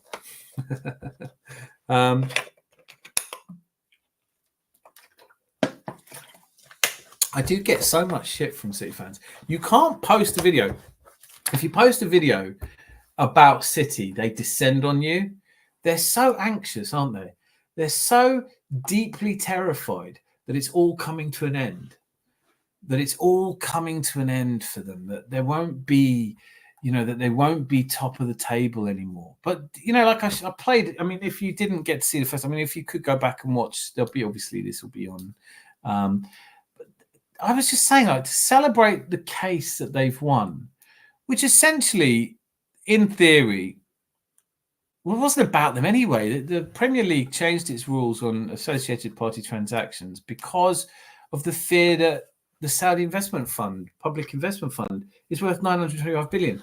Like, how can you have profit and sustainability regulations? I'm not saying you should have them. I'm saying that if you're going to have them, you can't allow for one club to be able to do a sponsorship, a naming sponsorship for $1 billion, just because they fancy it. There has to be what they call, for the term everyone's using, fair market value. Who decides what is fair market value? The Premier League use an index. Man City definitively proved that it shouldn't be an index only they have access to. And they also made the case that you shouldn't have interest-free loans. All of this. And this is what Man City fans are celebrating. We've won. We can spend whatever we like now. And the rest of us are like, well, haven't you been? Who is it you haven't signed that you deeply wanted to? I mean, you need to sort out your manager first. You need to get... Oh, Mr. Arsenal podcast. What a pleasure to see you. Absolute pleasure to see you. What position did you play, Zanzi Barbarian? And do you still have the scars? Do you still have the scars from playing against Duckfield? The two lads, I mean, they were genuinely two of the nicest blokes you could have. Exactly that. Oi, oi, trouble is in the building. Exactly that. You couldn't have wished for nicer people to watch a match with than the two guys that had supported to turn up to watch their son. And he was a cut above everybody else playing in that game, but just on the wrong side. But I did watch that game and I thought, maybe in this game by Montpellier Villa, maybe is the kernel of an idea that could defeat the Pep Guardiola strategy, the space confining strategy, the rigid formational vertical style of Guardiola. Could this be the antidote? This Montpellier Villa team that just run around without any formation whatsoever and could be anywhere. 1 minute, I mean, it was really bad because they're two centre-backs. I mean, you wanted to run on, and I could have run on the pitch and just gone, guys, just really quickly, this is the offside trap, because they were in their own half. And it was, anyway, come and watch an Uckfield game if you're in the area. Some of you are. Obviously a bit far to come from Glasgow. He was right wing or right mid in the old WM formation.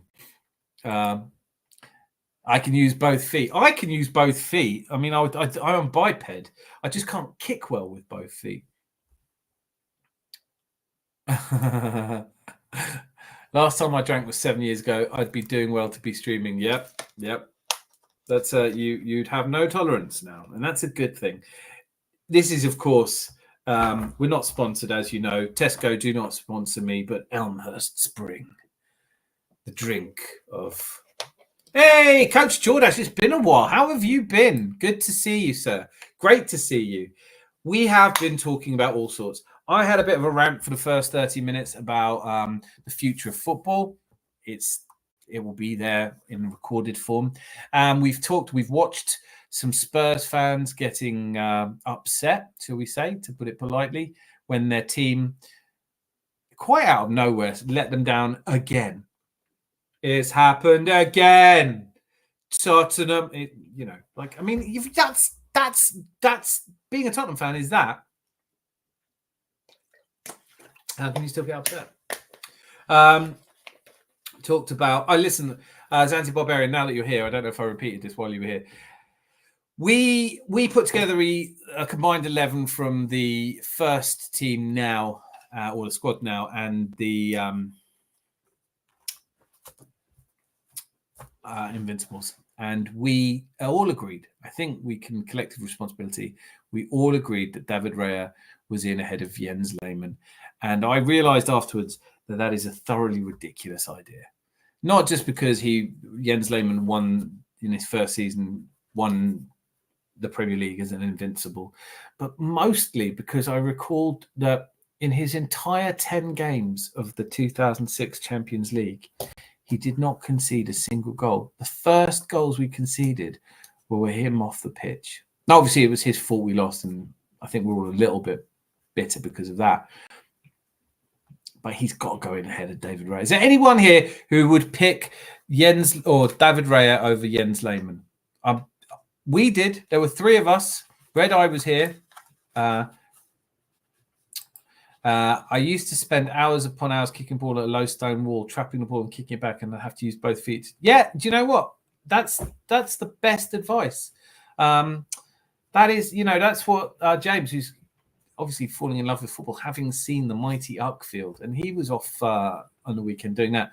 I would love to be out there with him, but I picked up tendinitis. So I've been hobbling around a bit like Timo Werner for the last 2 weeks. I had a bet on Brighton was one of the team to lose. It was Bayern Munich fuming. Oh yeah, that was bad. I know that was bad because is time running out for Vincent Kompany? I just don't see it. I'm sorry, I don't see it. Yeah, no, I get it. I totally get it. But come on, have a bit of fun with it. Jens Lehmann is a good goalkeeper. I think if Jens Lehmann was playing now, he would look he would look a bit out of place, a little bit. But he wouldn't get away with any of the antics he did. I mean, he was Dortmund's most red-carded player. He's still the only goalkeeper ever to have been red-carded in a Champions League final. I didn't necessarily think it was a terrible sending off in the Champions League final, but you still don't want to do that to your team, right? So I think we're all going to have to accept that David Raya. But if we go unbeaten this season, and I think we might, that'd be really fun. I mean, I wouldn't wish this on us. This is almost too hard to imagine. Can you imagine? Let's hypothesize. We go an entire season unbeaten. We get 200. We get 200. An entire season unbeaten. We finish on 95 points, but Man City pip us to the title by goal difference or something. Are there people still out there that are going to be saying we'll never win anything with Arteta? He's rubbish. And if the ball deflected at different angles on that stone wall, and if you missed a stone wall that was curved 9 times into the next garden, so I kept my shots low. The kid who lives next door to us, I'm not kidding, man. Like this, his parent instead. Like honestly, he kicks a ball over the fence, and we came back from holiday with like 6 balls. Like at a certain point, if I'm his parent, I'm like, climb over and get it, or just. I wouldn't mind, but he's got a goal with nets in it, and he somehow still kicks it against the fence every single time. Oh, are we on 10 likes? Smash the likes and sub. Dan needs a little light in his life after almost getting beat by Southampton. It was nice. It was nice to watch it. I mean, it was a bloody relief when I saw it went 1-1. I was watching it on SofaScore. It's not the same. I was going to listen to it on the radio, but then I got so wrapped up in AFC Uckfield. At some point, we're going to need silverware. I've trusted the process. We need to bear fruit now. Yeah, like no one's going to disagree with you. Where I do think there is a note of sensible and intelligent note to inject into this is that it is not the be-all and end-all. That it will not make our lives better just because we won a trophy. Look at Man City fans. They would have thought when we win the Premier League, people will take us seriously. And they didn't. Man United are never going to take City seriously. Oh, when we win the treble, then they'll take us seriously. And still, nobody does. You know?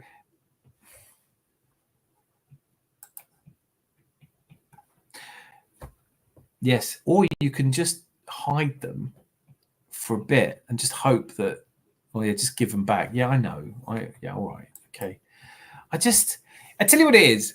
It's not so much he keeps kicking them over, because I could give a toss. You know, he's not. He kicks them into the orchard area. There's nothing there for him to destroy, and I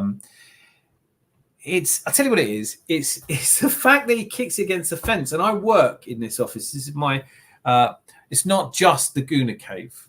God, breaking the magic. I'm destroying the whole thing for you now. But I also work from home, and this is the office I work from.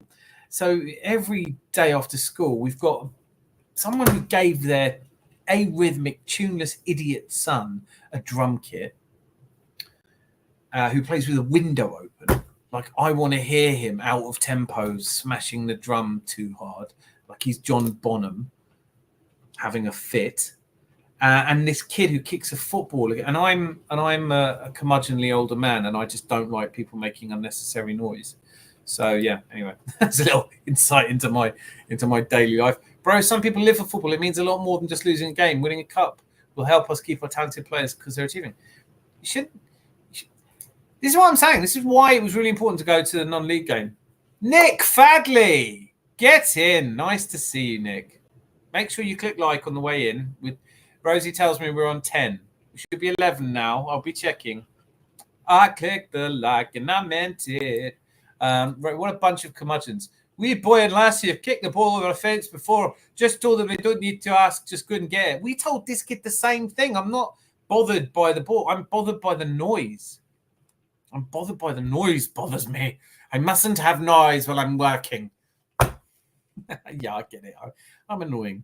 I know myself. But just to come back to your point, Coach, because I think this is why it's good you're here. You do make fantastic points.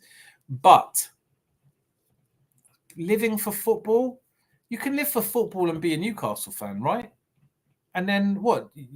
Your life is shit because you don't win silverware? Why I wanted James, when we went to the football, I wanted him to experience football like it mattered to me. You know, like it was about community. It was about the enjoyment of the game. It was about having that thing to look forward to. Not that thing that you dread and, oh, God, are we going to lose? And, you know, all of that. Since you asked, I hit a like. Yes. I can't argue with that. First of all, I've got to get, as we all know, I've got to get a 4K webcam, because it's just not fair on you guys to inflict this poor quality on you. Also, a microphone. I appreciate that. I'm long overdue getting a microphone. And then I've got to get us all frosting machines. So there just isn't the budget for that and the noise cancelling headphones. Although, you know, I can't argue with the logic. The shop like a billionaire, shop like Man City, shop like the Saudi investment fund. Yeah, but then if I buy noise cancelling headphones from one of those, I'm shopping like a billionaire. They're gonna cancel about zero noise, aren't they? Oh, don't. Oh, why have you done that? Now I'm actually worried about. Don't say that. Although, yeah, you know what? It depends on if Martin Odegaard is back. I want him back. Oh, well, brilliant. That's really good. Thank you. Because it is just like, you know, like the channel. I haven't put the monetized on, so you guys don't have to sit through adverts and things. Oh, well, that's good to know. So we're all right with a picture. Okay, well that's really encouraging. But the microphone, I'm guessing the microphone. No one says you don't need them. Well, it said I thought I'd get tea on the like illionaire. Do you know, it is like you'll see this channel grow, because the other thing will be working out how to make exciting things happen in the background, like everybody else seems to. Even the hippie guy. Guys, do you know what? It's really putting my mind at rest, because that's the one thing. There are no wrinkles. I Botox every other week. I go to the same person that Simon Cowell went to, and I'm reliably assured you could. That's true. But what do you mean the better logo on hat? What do you mean, like? This? Yeah, you're right. You're right.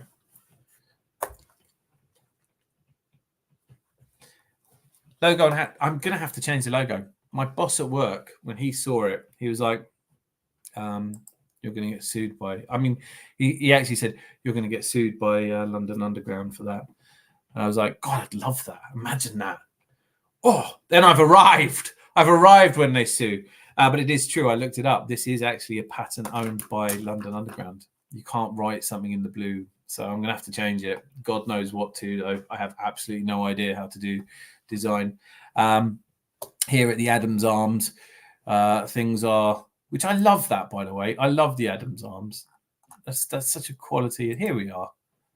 Dun, dun, dun, dun, dun, dun. Santi Barbarian sent me a picture. The reason I didn't use it is because I couldn't. Something I like about the crowd in the background there, that hybrid crowd. What a day that was. What a life. See, I mean, coach, I know what you're saying, and we live for football and we want to have an Adams Arms logo. Should have. I'm trying to, yeah, I am trying to. Something to do with Scotland or Rangers. So like a toilet or like a deep cavernous hole, like something that screams the abyss, sinking. Something like that, like a sinkhole. Is that what we mean? Like a logo, a Rangers, like a sinkhole, or a long drop, something like that. Is that what you mean? Is that what you're saying, Rosie? It's got to say the Gooner. We're Gooners, although apparently that has a different meaning in some parts of the world, and I don't care. Utsu B. But yeah, going to need a different logo. Who knows? Train station logo. Yeah, exactly. This is what it is. It's replacing what you normally Holloway Road or Arsenal or any of the train stations around Arsenal, the Emirates, with the Gooner. I'm all about the deep cavernous holes. That's my nickname. I don't believe you. I don't believe you. Also, why do they keep doing that? It suddenly gets light behind me. It's a little bit Blair Witch Project. It should have studio lighting. Although, I take your point, no one needs to see my wrinkles. Yeah, so the Adams Arms logo would be great. But people aren't really getting it, So it does have to be the Gooner. Although saying that, we do get fans of all descriptions. I know it's just Rosie at the moment. I think the rest of us are all Gooners. No, it's tough to one up that comment, isn't it? A little bit. Especially, yeah, no, I'm lost. I'm at a loss to trump that. I can't believe we got to 10 likes. The way the stream started off, it was looking not great, and now here we all are, and I'm delighted to see you all. And we have a new subscriber. Thank you.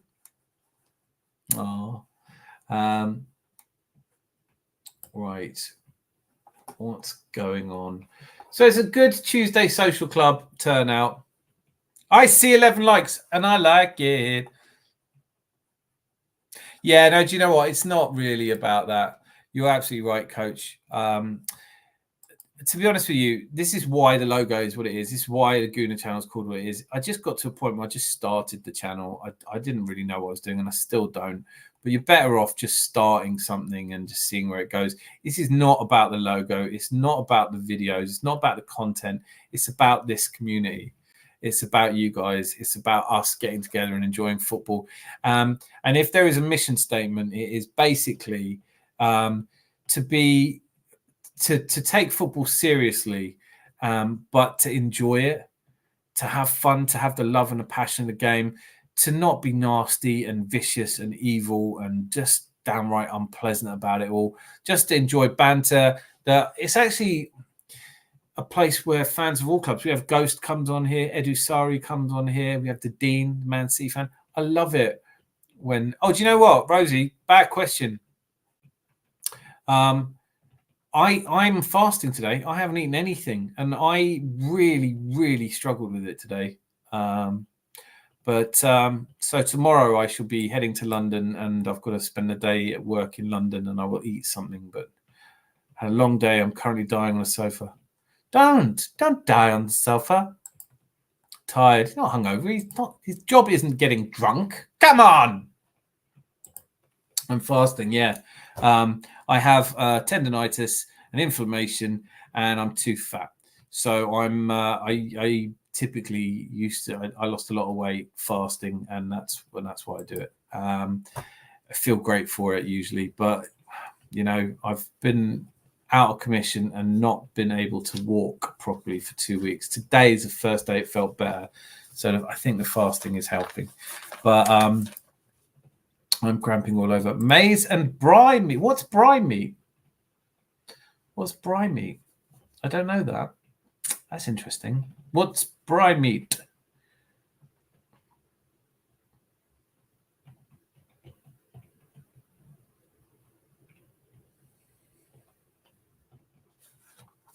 What is brine meat? I have honestly never heard of that. I love hearing about new foods. Jesus was cancelled since the Wolves defender did the hand of God. Aish. What did you know what, Rosie? We didn't do the I didn't tell you we didn't do the potato snacks because we ended up getting, instead of cooking for ourselves after a long walk back from football. I did have to walk 2.5 miles on a foot that I couldn't use because of tendonitis. So we just had a Domino's. But I am going to be making a delicious what I got the recipe from your channel. Rosie's channel is well worth watching for. We're going to do it. We're going to have for the next Saturday lunchtime kickoff, which is obviously not this Saturday, but the Saturday after. Barbecue. Oh yeah, of course. Yeah, barbecue. Anything. Barbecue all day. Maize, how do you have it? Do you have it as a paste, or because I've had maize done badly. In Mexico they do tamales, which was not so good. Barbecue all day long. Rosie, inquiring minds want to know. More turpentine for me, I think. Touch of the remember, we are not sponsored by Tesco's Elmhurst.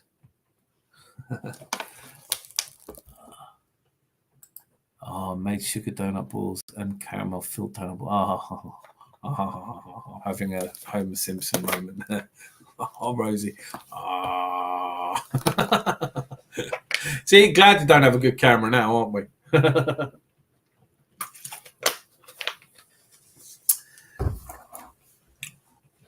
Is Pep leaving Manchester City?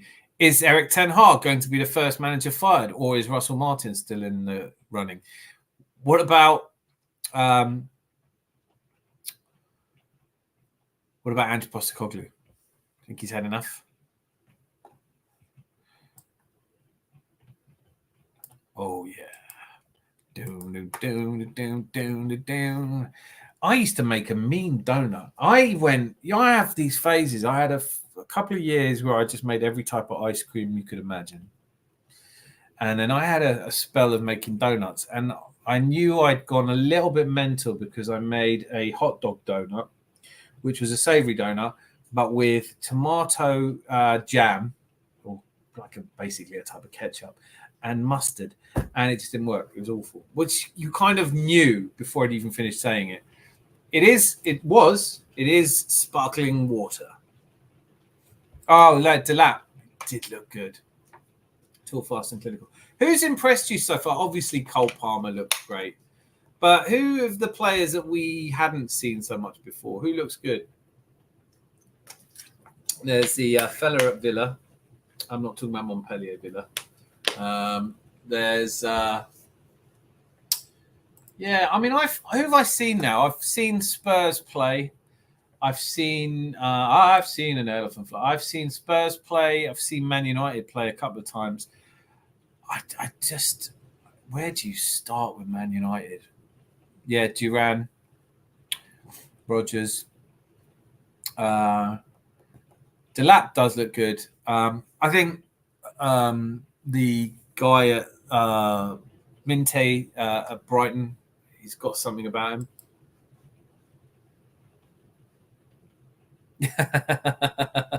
It is though, isn't it? It's like there's a certain age where they can just eat whatever they want. Like R2, comfortably, like when they'll eat a 14-inch pizza and then they'll want something after it, and they ain't got an ounce on them. And there's me, I barely have a rice cracker, and I can put on a pound just looking at a rice cracker. What's wrong with? No, it's not. Sparkling mineral water, sparkleized mineralist water. No. This is the stuff, Rosie. Possibly the stuff you get in Scotland is shit, but this is Elmhurst. It comes out of the ground sparkling. They do nothing to it. Trossard. If I could have one wish, everyone would call him Trossard. I just find it funny when people call him Trossard. Oh, yeah. Tyler Dibbling. What a name. Tyler Dibbling. What a name. I mean, it's straight out of Fight Club, isn't it? It was the game against. Yeah, he looked really good against Man United. I watched on obviously on the Arsenal.com. You can watch the full match. So I watched the full match. Arsenal Southampton. He didn't look quite as good there. It comes out of a spring. It comes out of a hole in the ground near Peckham. Natural mineral water in Elmhurst. It's Elmhurst English. Could a thing sound more English than Elmhurst? You'll know where you are with Elmhurst water. Her Majesty's Navy travelled the entire world with just this to keep them going. Elmhurst. I think it's probably budget, isn't it? It's probably cheap. I don't buy it, and this buys it. But I love sparkling water. It's like Fanta without the flavour. I don't do soft drinks anymore. There's lots of things I don't do anymore. But it's a Tuesday night. I've got a beer in the fridge for tonight, and I've decided not to because I've got to get up early to go to London, and I didn't want to be even one beer. Tielemans looks back to his best. I don't think he does. You know. I think the fear I have for Tielemans is that he's a little bit burnt out. He's been playing too much football. I don't think we'll see him go the full season. That's how I feel about it anyway.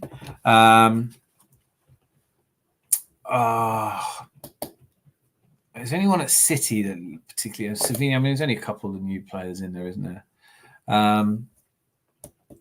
Brightest player so far in the Premier League? Yeah, it'll be a Liverpool one. Let's have a think. Gravenberch so far this season, because I thought he won the award at Ajax for under. What was it? There's an award that they win, and it's like a who's who of world football that's won it. And I really like Gravenberch. I think it surprises me. I think he's always been a sort of defensive midfielder.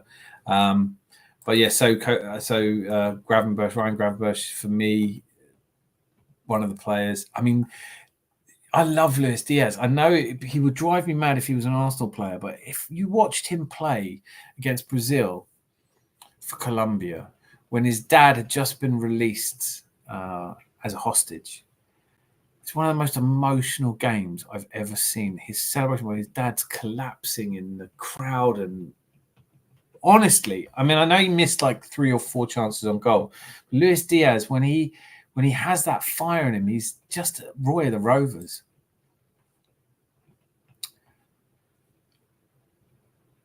Yeah, Doku does look good. I don't think he looks as good as he did last season. And Lucozade.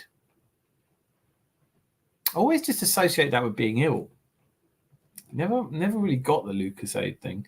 But tea, I drink coffee in the morning and tea from the afternoon. Mint tea I had today.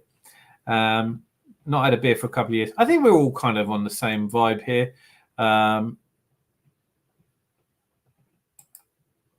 If you were to nick 3 players in EPL, who are you taking? That's a great question. That is a great question.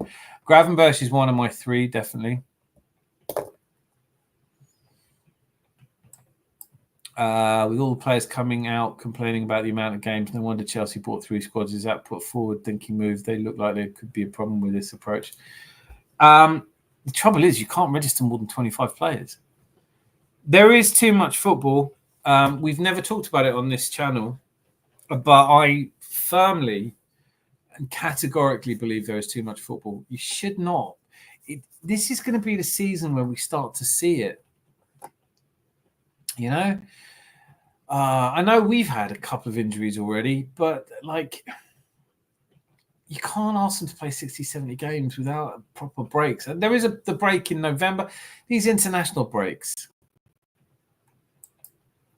Has to be the original Lucas said. I never drank coffee. I only drink fizzy juice. Yeah, coffee's great. Coffee's great. Fizzy drinks, though, I used to be crazy about them, but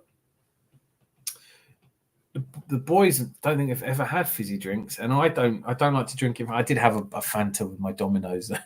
It's because I'm a terrible influence.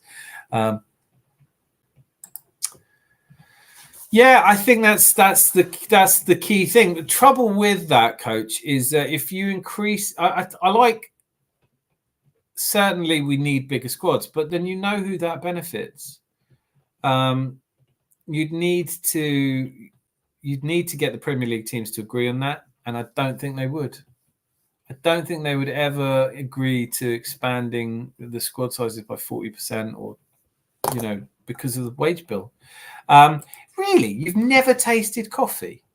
You must have had coffee ice cream. Have you never had a chocolate that tastes like coffee? But there is more or less football. There is more or less football now than 35 years ago, when Division 1 used to have more teams and cup games and replays. I think it's true, but unless you add in the Champions League. And then you add in the kind of players that we're talking about would have also be representing their international sides. So I think it's also I know, like, literally, when you think about it, when there were 42 games in a season, and and I know we had we only ever usually made one substitute and things like that. So I know that players did used to slog it out, but the pace of the game's changed. The game itself has changed, and I think if you put some of the players that made a good living, back in the day, probably wouldn't last the whole season now. Favorite choice pizza. Listen, I'm basic. I'm saying it's got to have.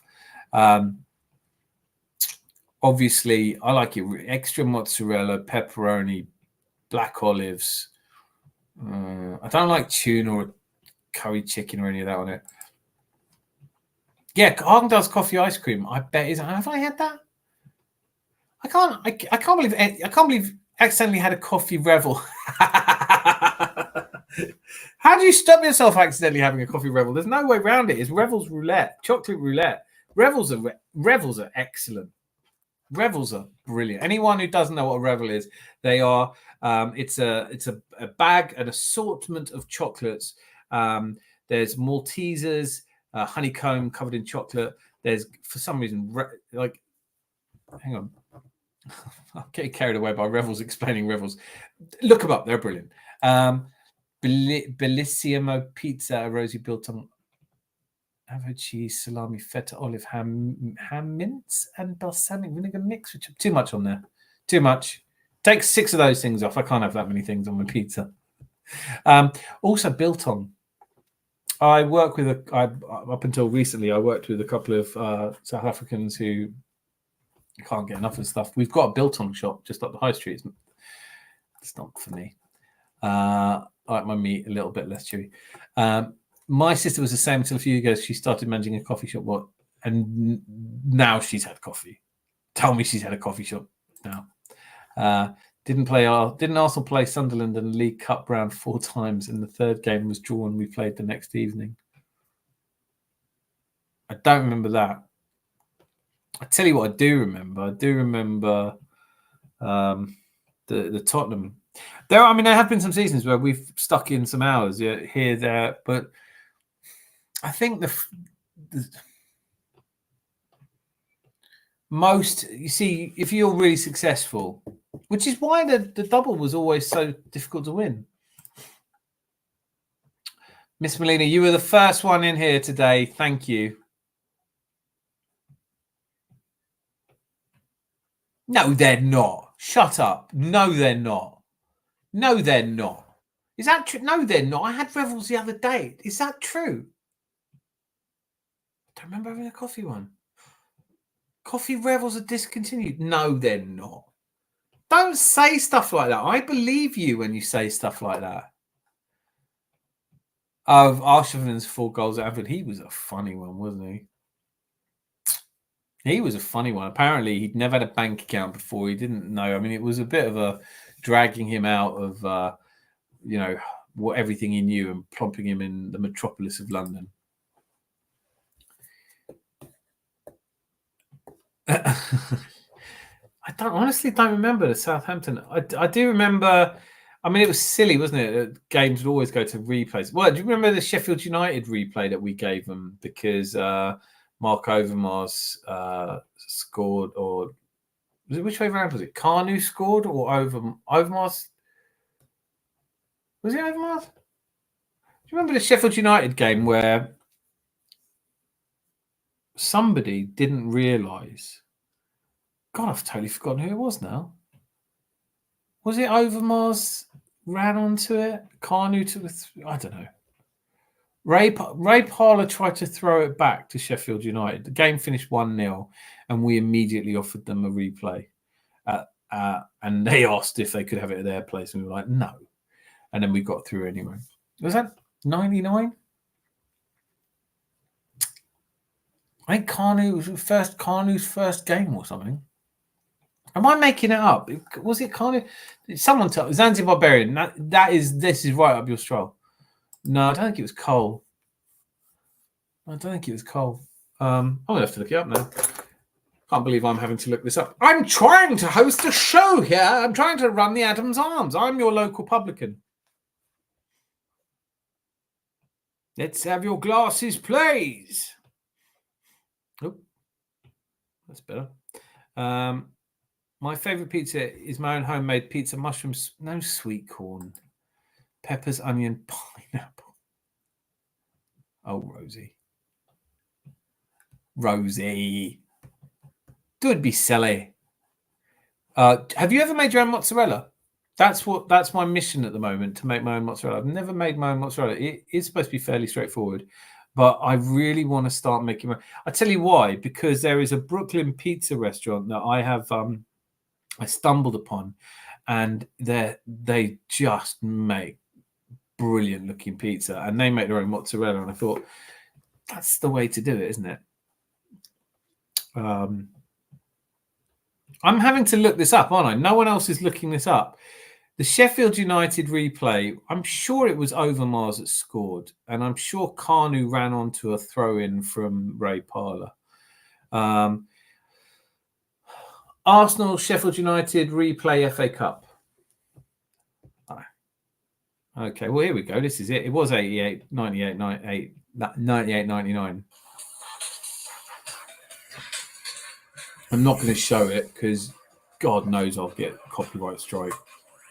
Don't want that in my life. Even by the standards of a competition with such an incredible capacity to keep producing surprises, I don't remember it being 2-1. Maybe this is a different game. Nothing unusual about the first half. Patrick Vieira putting last season's double win. Vieira, whoa, Vieira, whoa. Sheffield United equalised. Brazilian Marcelo on target for the first division side, and with the game back in the balance, the ingredients were there for a cup classic. But this tie will be remembered for very different reasons. Alan Kenny's clearance was put into touch to allow Lee Morris to receive treatment at the other end of the field. Are you hearing this? Lee Morris getting treatment. Parlour intended to give the ball back with his throw-in, as is the convention. But Nwankwo Kanu, 11 minutes into his English debut, misunderstood the situation, and Mark Overmars... so that's exactly right. So basically, Kelly kicks the ball out, Ray Parlour goes to throw it back in, and Nwankwo Kanu, playing his first game, I think, races, slides it to Overmars, who scores. And Overmars should have known better. Kanu didn't know that convention. Who do you support in Scottish football? Gonna pizza slice Lego. Not on brand. Not on brand enough. Please don't say Rangers. He's going to say Rangers. Miss Melina, quiet, and I want to go swimming tomorrow, baking and cooking, spend some time with my sister. What about you? He's in the dark side. Dundee Hibs next weekend. This was because the 76-minute winner by Mark Overmars came after Sheffield United keeper Alan Kelly kicked the ball out of play for an injured colleague to receive treatment. Yes, that's right. Apparently, they're doing the coffee one in Revels again. Yeah, don't, because you really had me. You just made that up, didn't you? This was like when you said Leicester were going to win 4-2, and I assumed you must be psychic and actually bet my money on it. No silly bets this week because there's no. I mean, my silly bet this weekend was toilet, like 7-0, and I mean, really. 3-1. Didn't somebody, one of you, actually predict 3-1? Can't remember who it was now. Yeah, you got to make a new short. Do football food. Do like football snack food. Like do football things to eat with football. And then I can be your guinea pig and I'll follow your recipe. And then if it turns, and I'll eat it on the Saturday lunchtime show. Which needs a name, which doesn't have a Saturday lunchtime show. Doesn't sound quite right, does it? But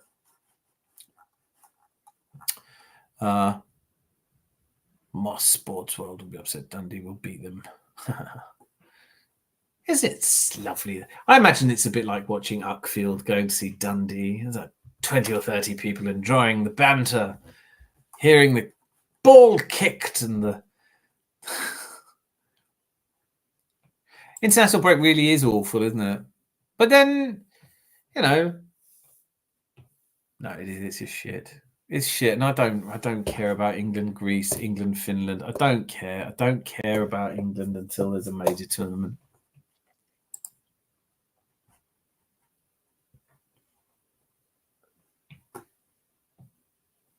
Yeah, I didn't think that. I thought Arsenal would win 7-0. That's what I bet on. Oh, biltong and peanuts muffins, the football snacks. That doesn't sound like it would be. I'd try one, but no. Footballers get more breaks than an A&E unit. Well, they don't, do they? They have to. I mean, they're playing like 60 games a season, 8 games in the Champions League just for showing up. It's too much football. Too much. I don't need this much football. Let's get rid of international football. Fair. I could already call it that. Saturday watch. Saturday watch along. Holidays, breaks. They don't get too many holidays. You're being really mean. Like they don't even get some. They can't go anywhere. Bukayo Saka. What time's he head off? He doesn't have any time off. When did Bukayo Saka last have 2 weeks off after the World Cup? I thought we'd win 4-0 already. Even for betting, the international break is such low odds. No FPL, no nothing. We should have a World Cup once a year. I'm really interested in the World Club Cup that Pep's.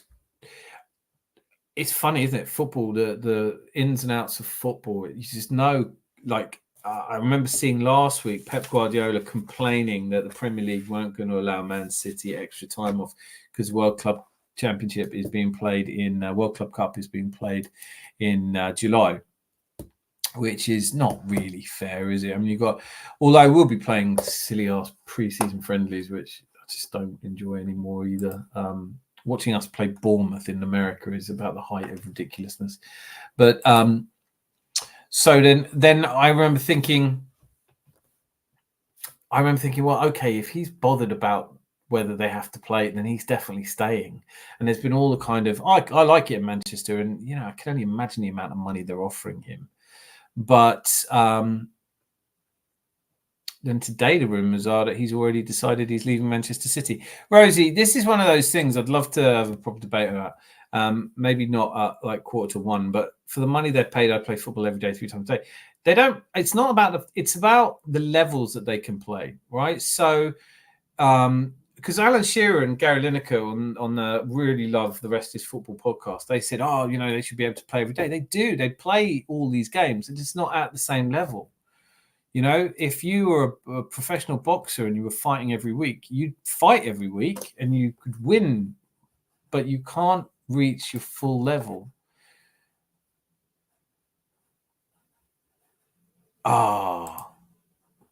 How? Yeah. Do you know what, Miss Melina? I have got to watch more Arsenal women's. I know I said that last time, but I know stuff's been going on in the background. So they're sort of games you can watch in the international break. Arsenal, I know last time I looked was 2-2 with MK Dons at the under-21s. But the thing with the under-21s, I know we got pumped by Tottenham. The thing is, with the under-21s, it's not really about winning games. It's about seeing players and developing players. Yeah, so this is exactly this. I do agree with this wholeheartedly. I agree, Rosie. The clubs have enough money to buy enough players, though, one of the most lucrative sports. But it isn't the case for every team. So it isn't the case for Bournemouth. Bournemouth can't buy 40-man squads. Maybe that is the answer, though. Maybe the answer is, I just don't see what's wrong with reducing the amount of football. Honestly, I don't see what's wrong with reducing the amount of football.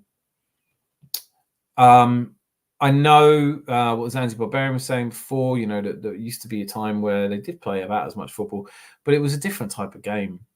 And they used to play in pitches that were muddy and claggy, and they used to have a cigarette at halftime. And I think now we're talking about a level of athleticism that we didn't used to have. And it not necessarily better for it. I loved watching George Graham era football and slightly earlier. Nothing wrong with it. But to the point where they're earning enough money, footballers are not refusing to play. It's just that their injuries they're getting are more frequent. I did not bet. Or why would you lie? I've made so many stupid bets that you could tell people about. You can't damn bet on the Arsenal to get beat by Leicester. Ain't one of them. I bet Arsenal 7, Leicester 0. It's the Arsenal. It is the Arsenal. The Arsenal. Good. Do you know? Oh, here's a Zanzi Barbarian. You'll get this. I'm confident you'll know the answer to this. But for anybody else who's an Arsenal fan in here, I'm not going to count if you're not. It doesn't matter. Who knows who wrote the song Good Old Arsenal? We're proud to sing that name. While we sing this song, we'll win a game. Start for 10. Who said? Dan said Arsenal destroy Leicester, and he was right. Exactly. Thanks. I did say it'd be 7-0, but I'm not claiming to be Nostradamus. Bournemouth can buy 5 squad players from the Championship, and that has a ripple effect because Championship teams will buy League One players and so on. Yes, exactly. That is the whole point of the ecosystem of football.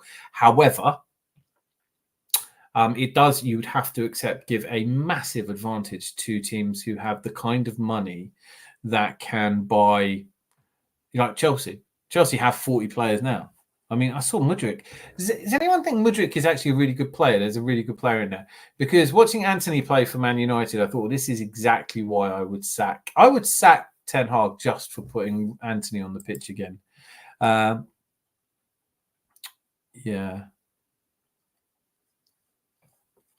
Prime Buffon, that's pretty strong.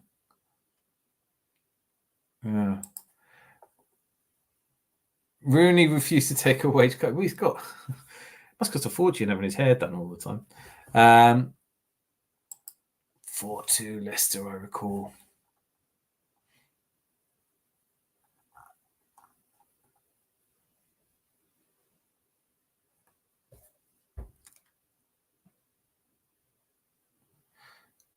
I do get some right, you know. You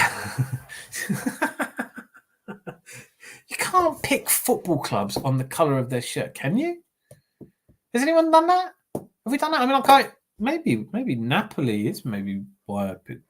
I always said I was a Juventus fan until we went to and we played at the Stadio dell'Alpi years ago, and it was just Turin, and everyone's a Torino fan in Turin.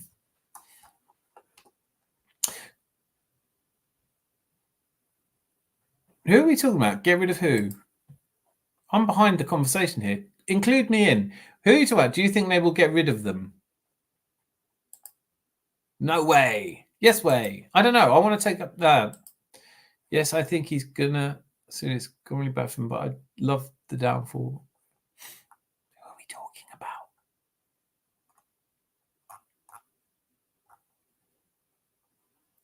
Oh yeah. Totally. He's gone, man. Like he's got to be gone. He's gone. I mean, what? How much have you got to get wrong to get sacked? Like what's he done well? You know, I remember the start of last season. I said he's got to get a tune out of either Jadon Sancho or Anthony.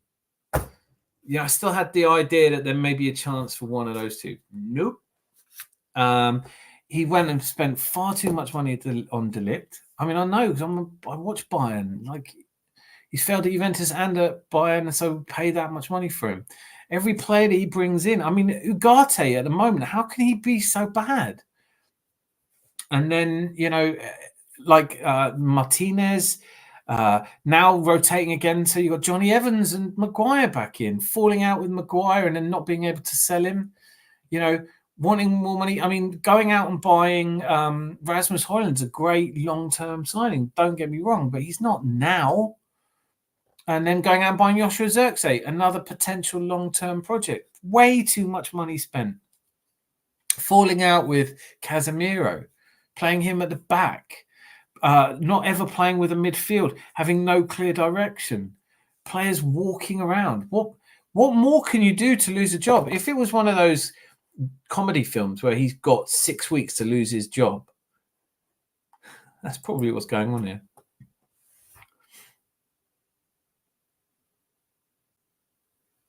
Yeah, I think it's reflected in the kind of football, though. I think that's right. It's anti-barbarian. I think there was a lot of football and a lot of claggy pitches and a lot of lump it up field and a lot of industrial tackles. And I'm not saying it wasn't eminently watchable, but it's big up the football Huns. I love it. I can see it happening now. How the mighty have fallen. Gareth Southgate to United. Oof. Oh, that would be brutal. Can you imagine? Yeah, that's exactly what I think will happen, Miss Molina. They will promote Ruud van Nistelrooy because he was good at PSV. And like, come on, man, who wants that? Good? Like, who? Oh, with to help you out, we've got you a coach who knows what they're doing to sit next to you. Who is it? And go, oh, it's a former Man United legend and PSV manager. You must be looking at it going, yeah, your days are numbered, aren't they? Ineos moves Southgate. Yeah, it would be. Oh, well, that's a shout. Southgate, I mean, like, you do think about these guys. Do they need to work? Is he going to wait for another international game? I mean, he had a tough time. I mean, on the surface, I mean, Southgate did wind me up. I'm sure he didn't wind you up, Rosie, but he did wind me up because when you're playing Kane and you know he's not fit and you know he's not going to do anything and he's never turned up in a big game, and then you get to a final and it's disappointing, isn't it? It's the hope that kills you. It's so Spursy. England are so Spursy. I don't think. Here's some predictions I would say that are different from what everyone else thinks. I think Aston Villa will struggle in the Premier League this season. In fact, let me see where I've got them finishing in by Christmas, by the halfway point of the league. I have them 5th, but I think I'm being generous. So I think Villa will do worse than people think they will in the league. Might have a really good cup run because it's Unai Emery after all. I think he's great. Who's Southgate? Southgate was useless for Middlesbrough. He had one of the worst Premier League records, so he'd be perfect fit for Man United. Yeah, exactly. I actually think Ange Postecoglou isn't going to make it through this season. He shouldn't anyway. I mean, he's won so few games in the last 15 that he's played. Do play fantasy. Do you know what? It's the worst thing, isn't it? Playing fantasy football. Is that what you mean? FPL? Is that right? Fantasy Premier League. I think that's what you mean. I got talked into doing it at work, and I really regret it. I always forget who's in my team, and it's you know, I see someone's got, and I just don't put enough time and attention. Miss Melina, there's so much love and care goes into this channel. I make videos and do live streams, and then I just don't have time to do anything else. And I know it's a woe is me and everything. It's all worth it for this.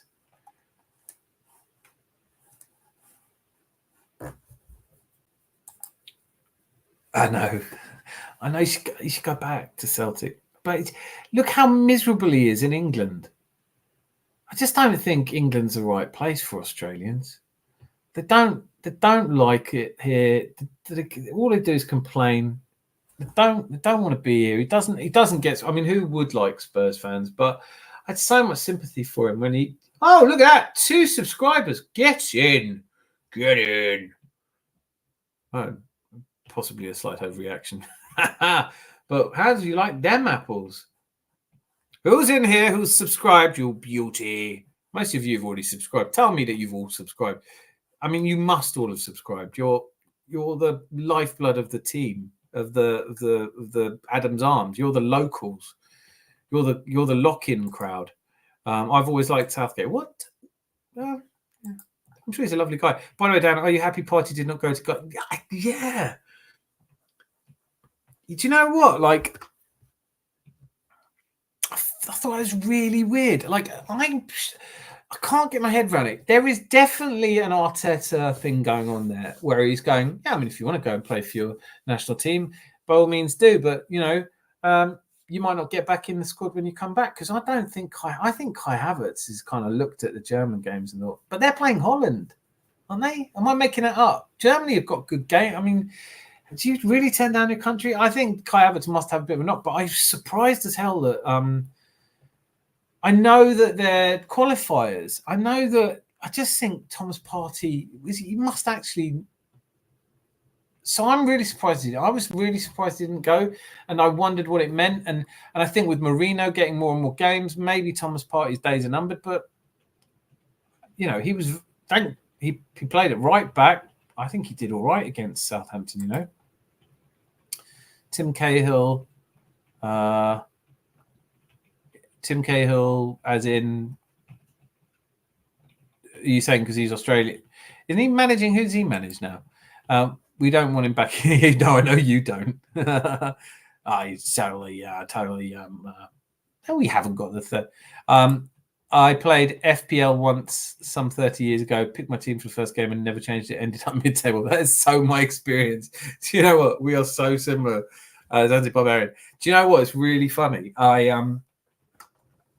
The first time, you know, when they first came out, we went to a pub. Me and guys from work went to a pub, and it was an auction, and it had loads of, and it was good fun. But I ended up paying through the nose for Shay Given, and my whole season was over from the auction. I got totally stiffed because I thought, if I have a good keeper, I just didn't understand it.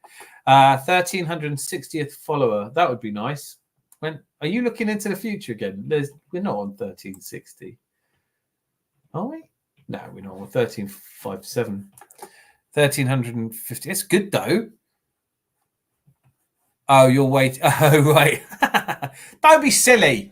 You can't ask people to subscribe if you're not subscribed. Subscribe. I'm sure you're subscribed. You must be subscribed. Imagine if you're not subscribed. I'd be heartbroken. You lot are the locals. You're the regulars. You're the that's it. You're the Gooner regulars. The Goon Squad.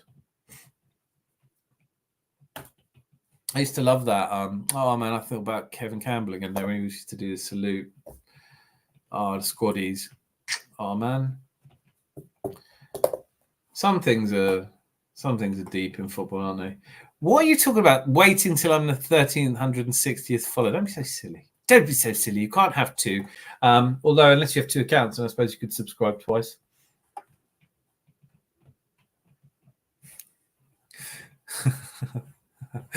Mick Fadley.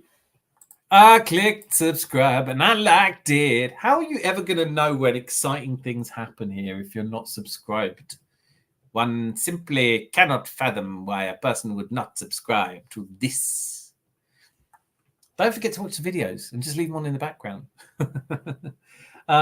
It's funny how it works with the the kind of topics and the thumbnails and things. It's actually really hard. Listen to me whinging on. It's really dimming on. Oh, guys, you got us to 14 likes. 14 likes, no less than 14 likes. You absolute ledges. Gooner legends. Gooner absolute. That is pretty. It's not a record. Like, let's not pretend it's a record. But it's, how did we do last Tuesday? To be honest, it doesn't really matter, does it? It's not the number of people who turn up. Oh, do you know what? Dark Knight Returns. I watched that with the youngest on Saturday night. Loved it. Yeah, it was a good. Has anyone Folie à Deux, the new Joker one? Anyone seen it?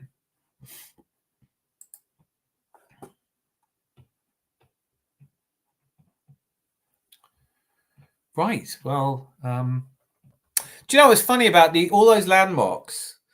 The one that I did a screenshot of was 666. And I did a little. That was a funny one. All the landmarks. I remember running into the kitchen and saying, "Oh, I've got 2 subscribers," and just went to show her, and somebody had unsubscribed again. I was back to 1. I remember when there was 1 subscriber to this channel. I don't know who it was, but bless them. Then you get your first 100. I remember putting a post on a Facebook group saying to the guys, I've got 18 subscribers. And I was thinking back then, it's like everyone who subscribes now is still within squad numbers. Now I kind of think about it, like, it is amazing. I mean, obviously, the number of subscribers is just reflecting how many people. Not everybody who subscribes watches videos, so you just think subscribe. But the people who matter are you guys that are here now, the guys that post and comments, the others that, Chalkers and Red Eye, people who've been here, the people, I tell you who really, and I'm not exaggerating this as well. I'm sure it's the same for every content creator.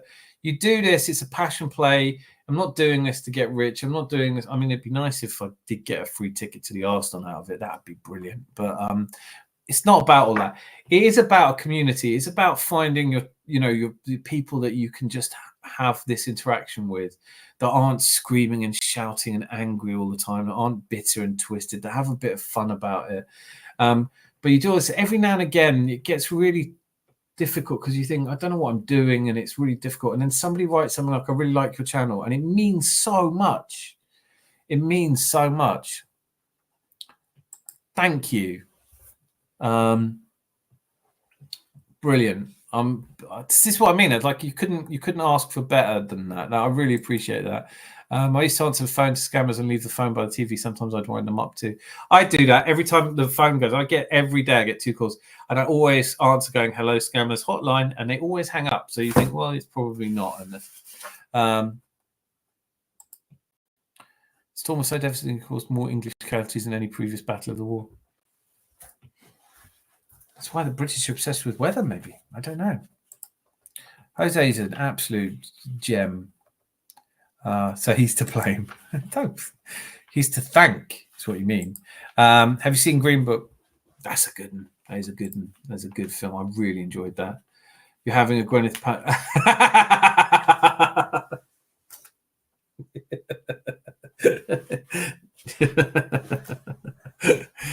Oh, sorry. Was I being a bit sentimental? Was I trying to express myself emotionally? Why is it not okay to express oneself emotionally? No, you're right. I was being a bit Gwyneth Paltrow. Oh, that's just like 2 people then, BX. You're a diamond. Come on, make money. Let's go. We'll be there. Oh, no, I mean, I am monetized. I just turned it off because it isn't much money that you make, and because a lot of adverts. And I don't know.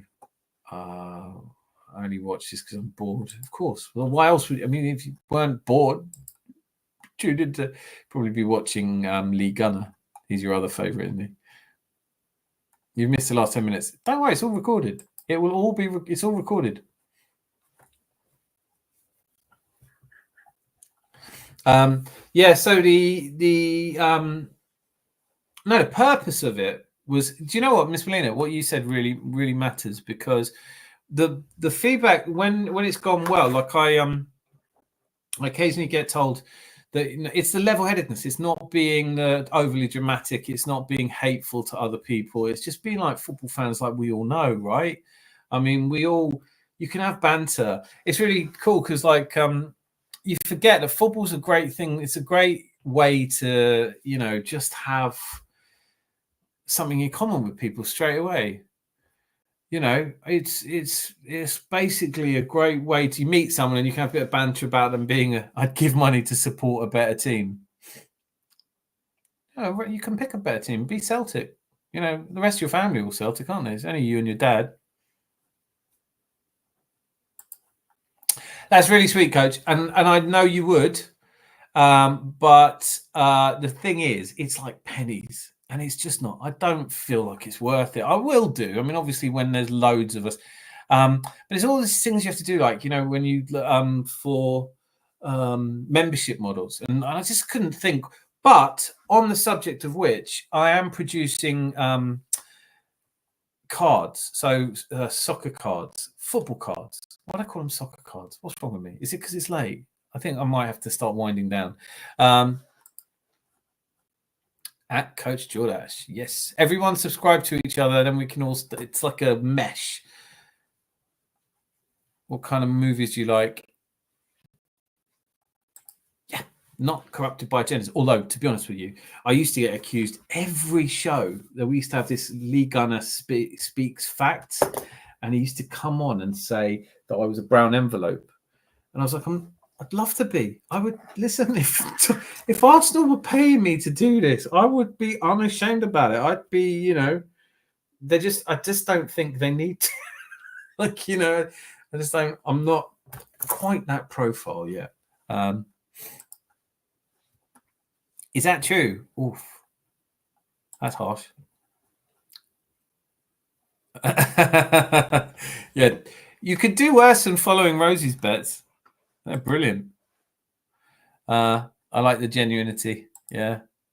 Rosie, all movies, horror, thriller, and mind benders. Horror, never really got the horror genre.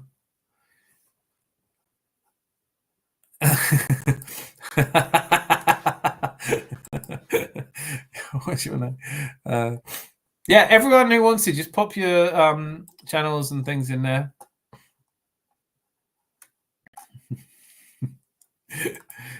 I can see Mills. I tell you what's refreshing, Lucozade. Sponsored, not sponsored by Lucozade. Oh yeah, and now follows a short advertorial about Ferrari. Because I'm thinking like to do, maybe if I start doing the adverts, then maybe someone from Ferrari will see it and go, yes, have a Ferrari. Do you know, I'm turning the monetization on when we get to a certain landmark. I don't know what it'll be. I mean, like, it's on. But the other thing is, I really wanted, once you hit the milestone of being monetized on YouTube, you can use the YouTube live platform. But I just didn't know what was going on. So I've just come back to StreamYard. Didn't really understand it. Yeah, you are slow, BX. I know you've had a long day and it's been hard and everything, but yeah, that was a bit. You were a little bit behind yourself there. That Green Mile is a great film. That is a great film. That's a great film.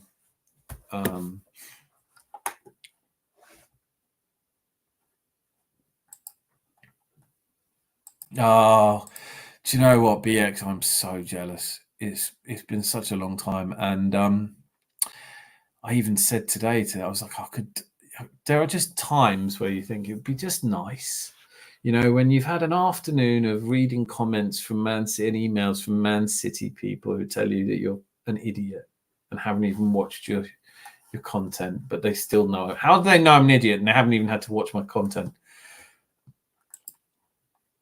Oh, I liked it. It's a great film, but it is a really good film. Oh God, what's that?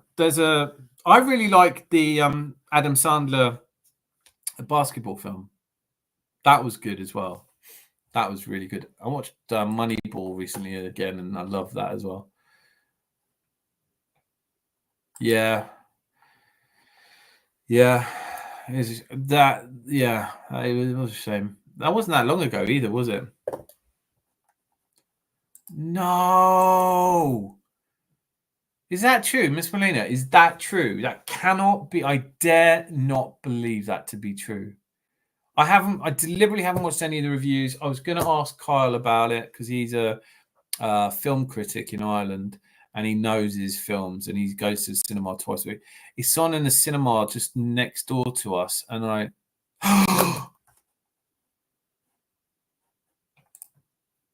that is nonsense. That's a nonsense comment. Yeah, I've put up with a lot of nonsense comments from you, Rosie, about Rangers, is it? I don't know how you pronounce it. But this, how can you think The Shawshank Redemption's overrated? It's a brilliant novella and it's a fantastic film. Yeah. I've never seen any of it. Take that back. I know it's getting terrible reviews, but you know what? Like, should we be? Well, I don't know. I still want it to be good. I watched Dark Knight Returns on Saturday. That is definitely a far better Joker than the one that I think Joaquin Phoenix is a fantastic actor and all of that. But the Dark Knight Returns is a far better Batman movie or far better Joker movie. Anyway.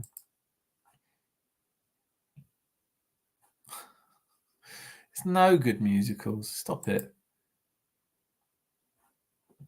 Pursuit of Happiness is a bearable Will Smith movie. Ali is a bearable Will Smith movie. Oh, the one that he got, the Oscar for. Oh, what's it called? The King. I love that film with Venus and Serena Williams. I love that. I think BX. Does that mean you like it? Goated, greatest of all time, Minded. It's every guy's favorite. It's every person's favorite. Rosie, stop being. Now you're being curmudgeonly. Oh, yeah. I like both Godfather movies. I like Godfather 1 and 2.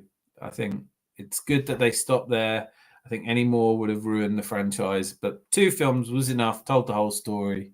And I really love both of the Godfather films.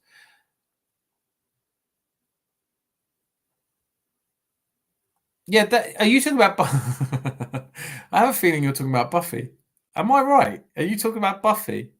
Buffy the Vampire Slayer. I can see Zan's a Barbarian. I think you and I are 2 people who would sit down and watch a bit of Buffy, and then a musical episode would come up, and we'd be like, "No, this is too far for me now. I will not watch musical Buffy."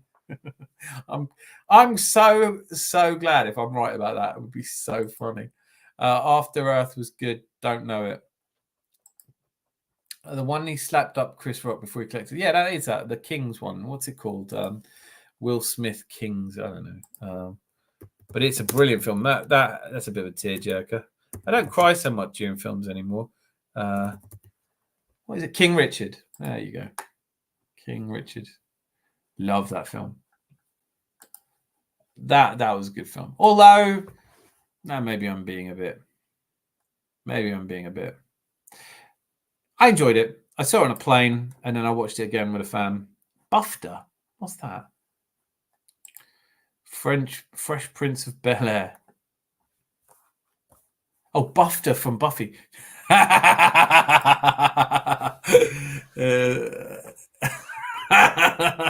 Yeah, it was Buffy. Yeah, no one chomps like that unless it's Buffy.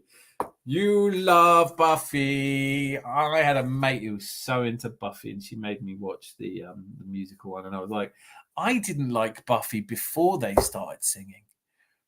What makes you think I'm going to like it now that they're singing and it's shit?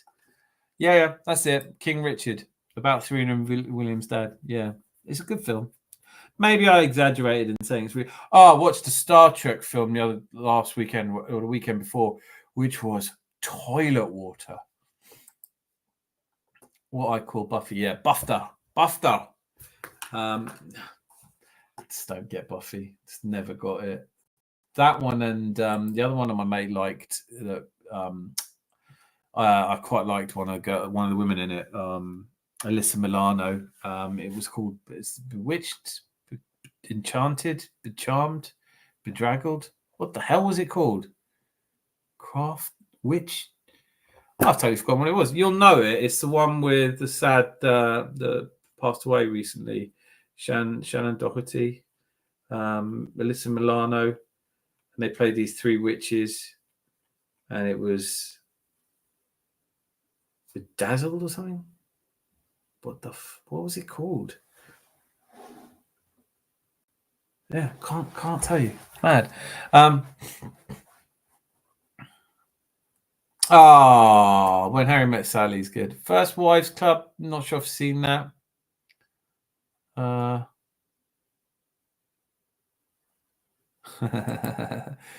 don't know. Almost everything is permitted on YouTube. Black Snake Moan. Nope, don't know it. What is the TV series with Alyssa Milano, Shannon Doherty, and they play witches? Charmed. Thank you. There you go. How did I not remember that? My mate used to. She got pneumonia and she had to come and recuperate with us, and she would. One of her recuperating programs was Charmed. So I wasn't working at the time, so we'd sit and like have a doobie and watch it. And I mean, I never got stoned enough to enjoy it, but 2.5 Men, Family Guy, of course, Simpsons, of course. I mean, yeah, BX, like Alyssa Milano. She was in Who's the Boss, right? She made a vampire movie that was very interesting. She's apparently a bit of a bitch. She fell out, but listen to me. Okay. I'm going to be calling time in 12 minutes. We're not doing over 3 hours. That's not possible. Diane Keaton's always a bit earnest, isn't she? Bette Midler and Goldie Hawn, brilliant.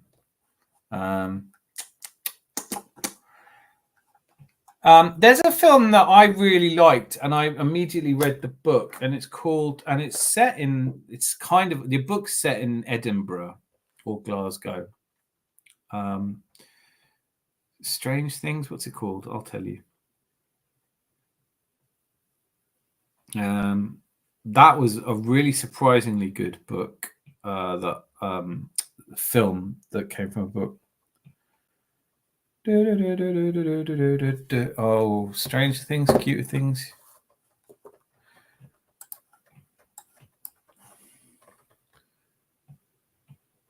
Oh, what the hell is it? God, you know what? Like, it is. I've got to do interviews tomorrow. I'm interviewing candidates for a job tomorrow. I'm going to be an absolute mess. She Devil was great too. Mm-hmm. Don't you have a little bottle under the? Just don't worry, we have it all. Actually, yeah, I do really well when you think about it. You don't own me. First Wives Club was good. Yeah. No. Cute Things, Strange Things. What was it called now? What was the name of that? I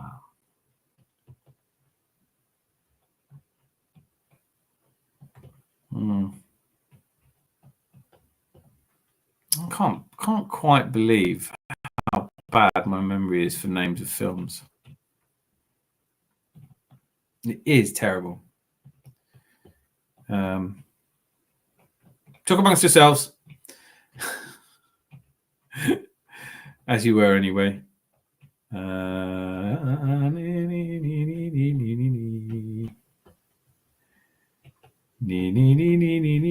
Poor Things. There you go. That's Poor Things. Really good film. Loved it. It's got I'm trying to remember names again now. Guy who plays Hulk in the Avengers. Mark Ruffalo is in it. It's really good.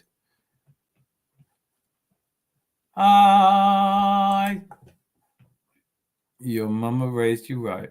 Yeah. Yeah, I do quite like Christmas. I love a Christmas film. I love it when it gets to Christmas. I like Elf is brilliant. Obviously, Christmas Carol.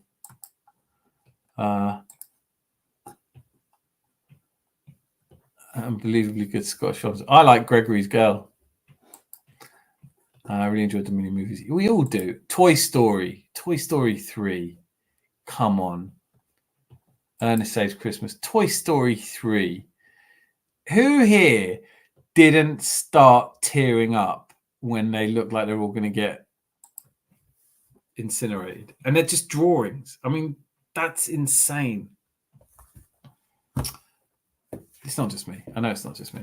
Yeah, I know that some of you are too cool to write that you love Toy Story 3, but it is. The Bourne Ultimatum didn't do it for me. None of those Bourne films did. Just don't care. My mum likes Gregory's Girl. It is a quality film. It goes back. That's from what, 1982 or something? 1981? 82, 81? Maybe 83. Oh man, I think we've had a really good day on here. Is 10:30 and a good start time for this? Should I be thinking 11? To infinity and beyond. It's the one.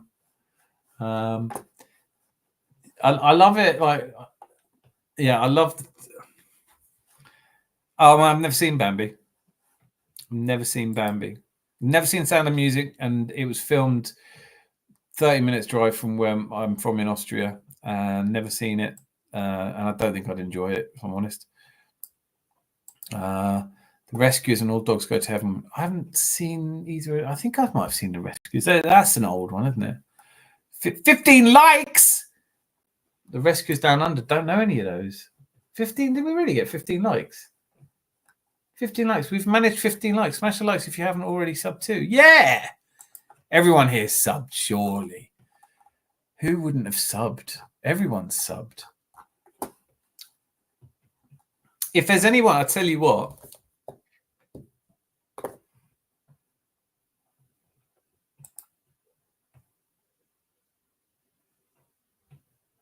Earlier will be better. Fair point. Fair point. Trouble is, I started at 10:30. There was no one here till about 11:30. Would love to hear from you if you are a person. This does happen, by the way. This will blow your mind, right? That people will watch this whole 3 hours in the replay, like not live, but they'll come and watch it. And I love you. If you're watching this and you've watched this in the replay, send me an email to Dan Gooner channel. It's scrolling along the channel. Send me an email. I have got to send you a card or something, because that's just incredible to me. I love that. Don't know any of these films. You're leaving me out. I don't know. Tony, what's the future like? Do we win the Premier League title? Yeah, he's an hour ahead. But then at the same time, if we start too much earlier, we can't start earlier as much as I'd like to, because BX wouldn't have got home from work yet. Hopefully you're feeling less beaten up after work than you were on the sofa, enjoying the restorative herbal remedy. Done that before, especially with Miss Melina. Watched it on playback. What? Not the whole thing, though. Do you watch the? I mean, I think that's incredible. I would. I mean, don't get me wrong. I don't think I've ever watched someone's full playback. Not like 2 or 3 hours. There's a sweet spot with me in videos. Like I don't tend to watch. I mean, like if something's an hour, I quite like it. You can put it on and then just have it on. 10 minutes is about right. But I don't get to watch that much YouTube because I'm bloody making videos, or I'm working on a screen, and then I like to.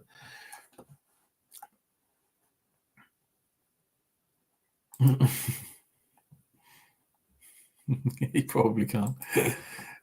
10 days good. That's when I'd go to my local and stay there till it was late. Yeah, that's what I mean. That's the idea, basically. It's like last orders. Can I get your glasses, please? I enjoyed that. I've always fancied myself as something of a. I did used to like working in bars. I've worked in a few bars. Yeah, playback is. To be honest with you, you'd feel like you missed out though a little bit. Like if Chalkers is watching, Red Eye is watching, there's a few of you guys. There's so many as well that, you know, occasionally comment and don't sort of, but like I said earlier, when I was having my Gwyneth Paltrow moment, it means so much. It means a lot when you guys are here interacting, because it's what makes it all fun. It's what makes it worth doing.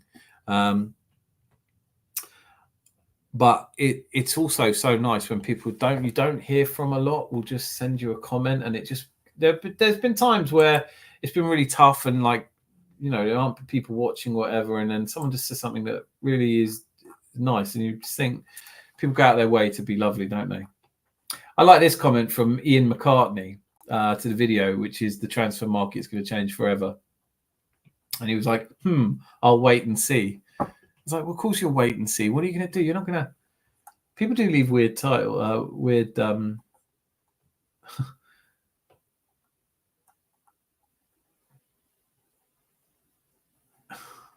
But again, you know, the maddening thing. I bet you're watching porn in the background. Oh, Digi Scott. Like, Digi Scott is one of my favorites. He always leaves a good comment. He's never in a live. I might have to add him to a live just see if he turns up. But he always writes, and this first time I saw it, it was all hail the almighty algorithm. I was like, what? I don't really know what that means. He goes, oh, it's just something that you write if you want people to. And it's just really stuck with me. All hail the almighty algorithm. Maybe there's no algorithm.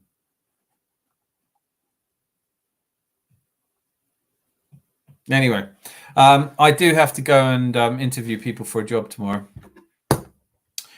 And it's a 2.5 hour journey to work and a 2.5 hour journey back. So there'll be the next live will be Thursday night.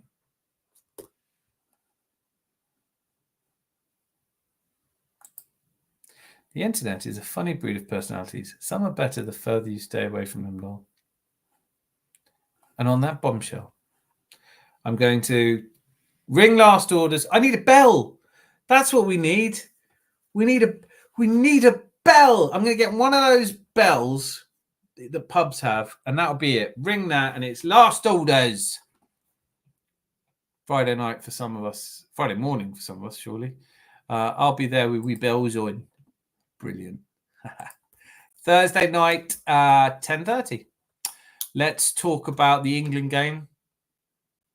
Scotland game. Are Scotland playing on Thursday? Let's just talk. Let's just chat. Let's climb the very summit of Chatmandu together. All right. See you later. All of you. Thank you. You make it what it is. You make it worth doing. Have a brilliant time. Thursday, 10:30. Catch you then. Till I see you then. Be lucky. Lots of love. And I've ended the stream. So Red Eye Gooner this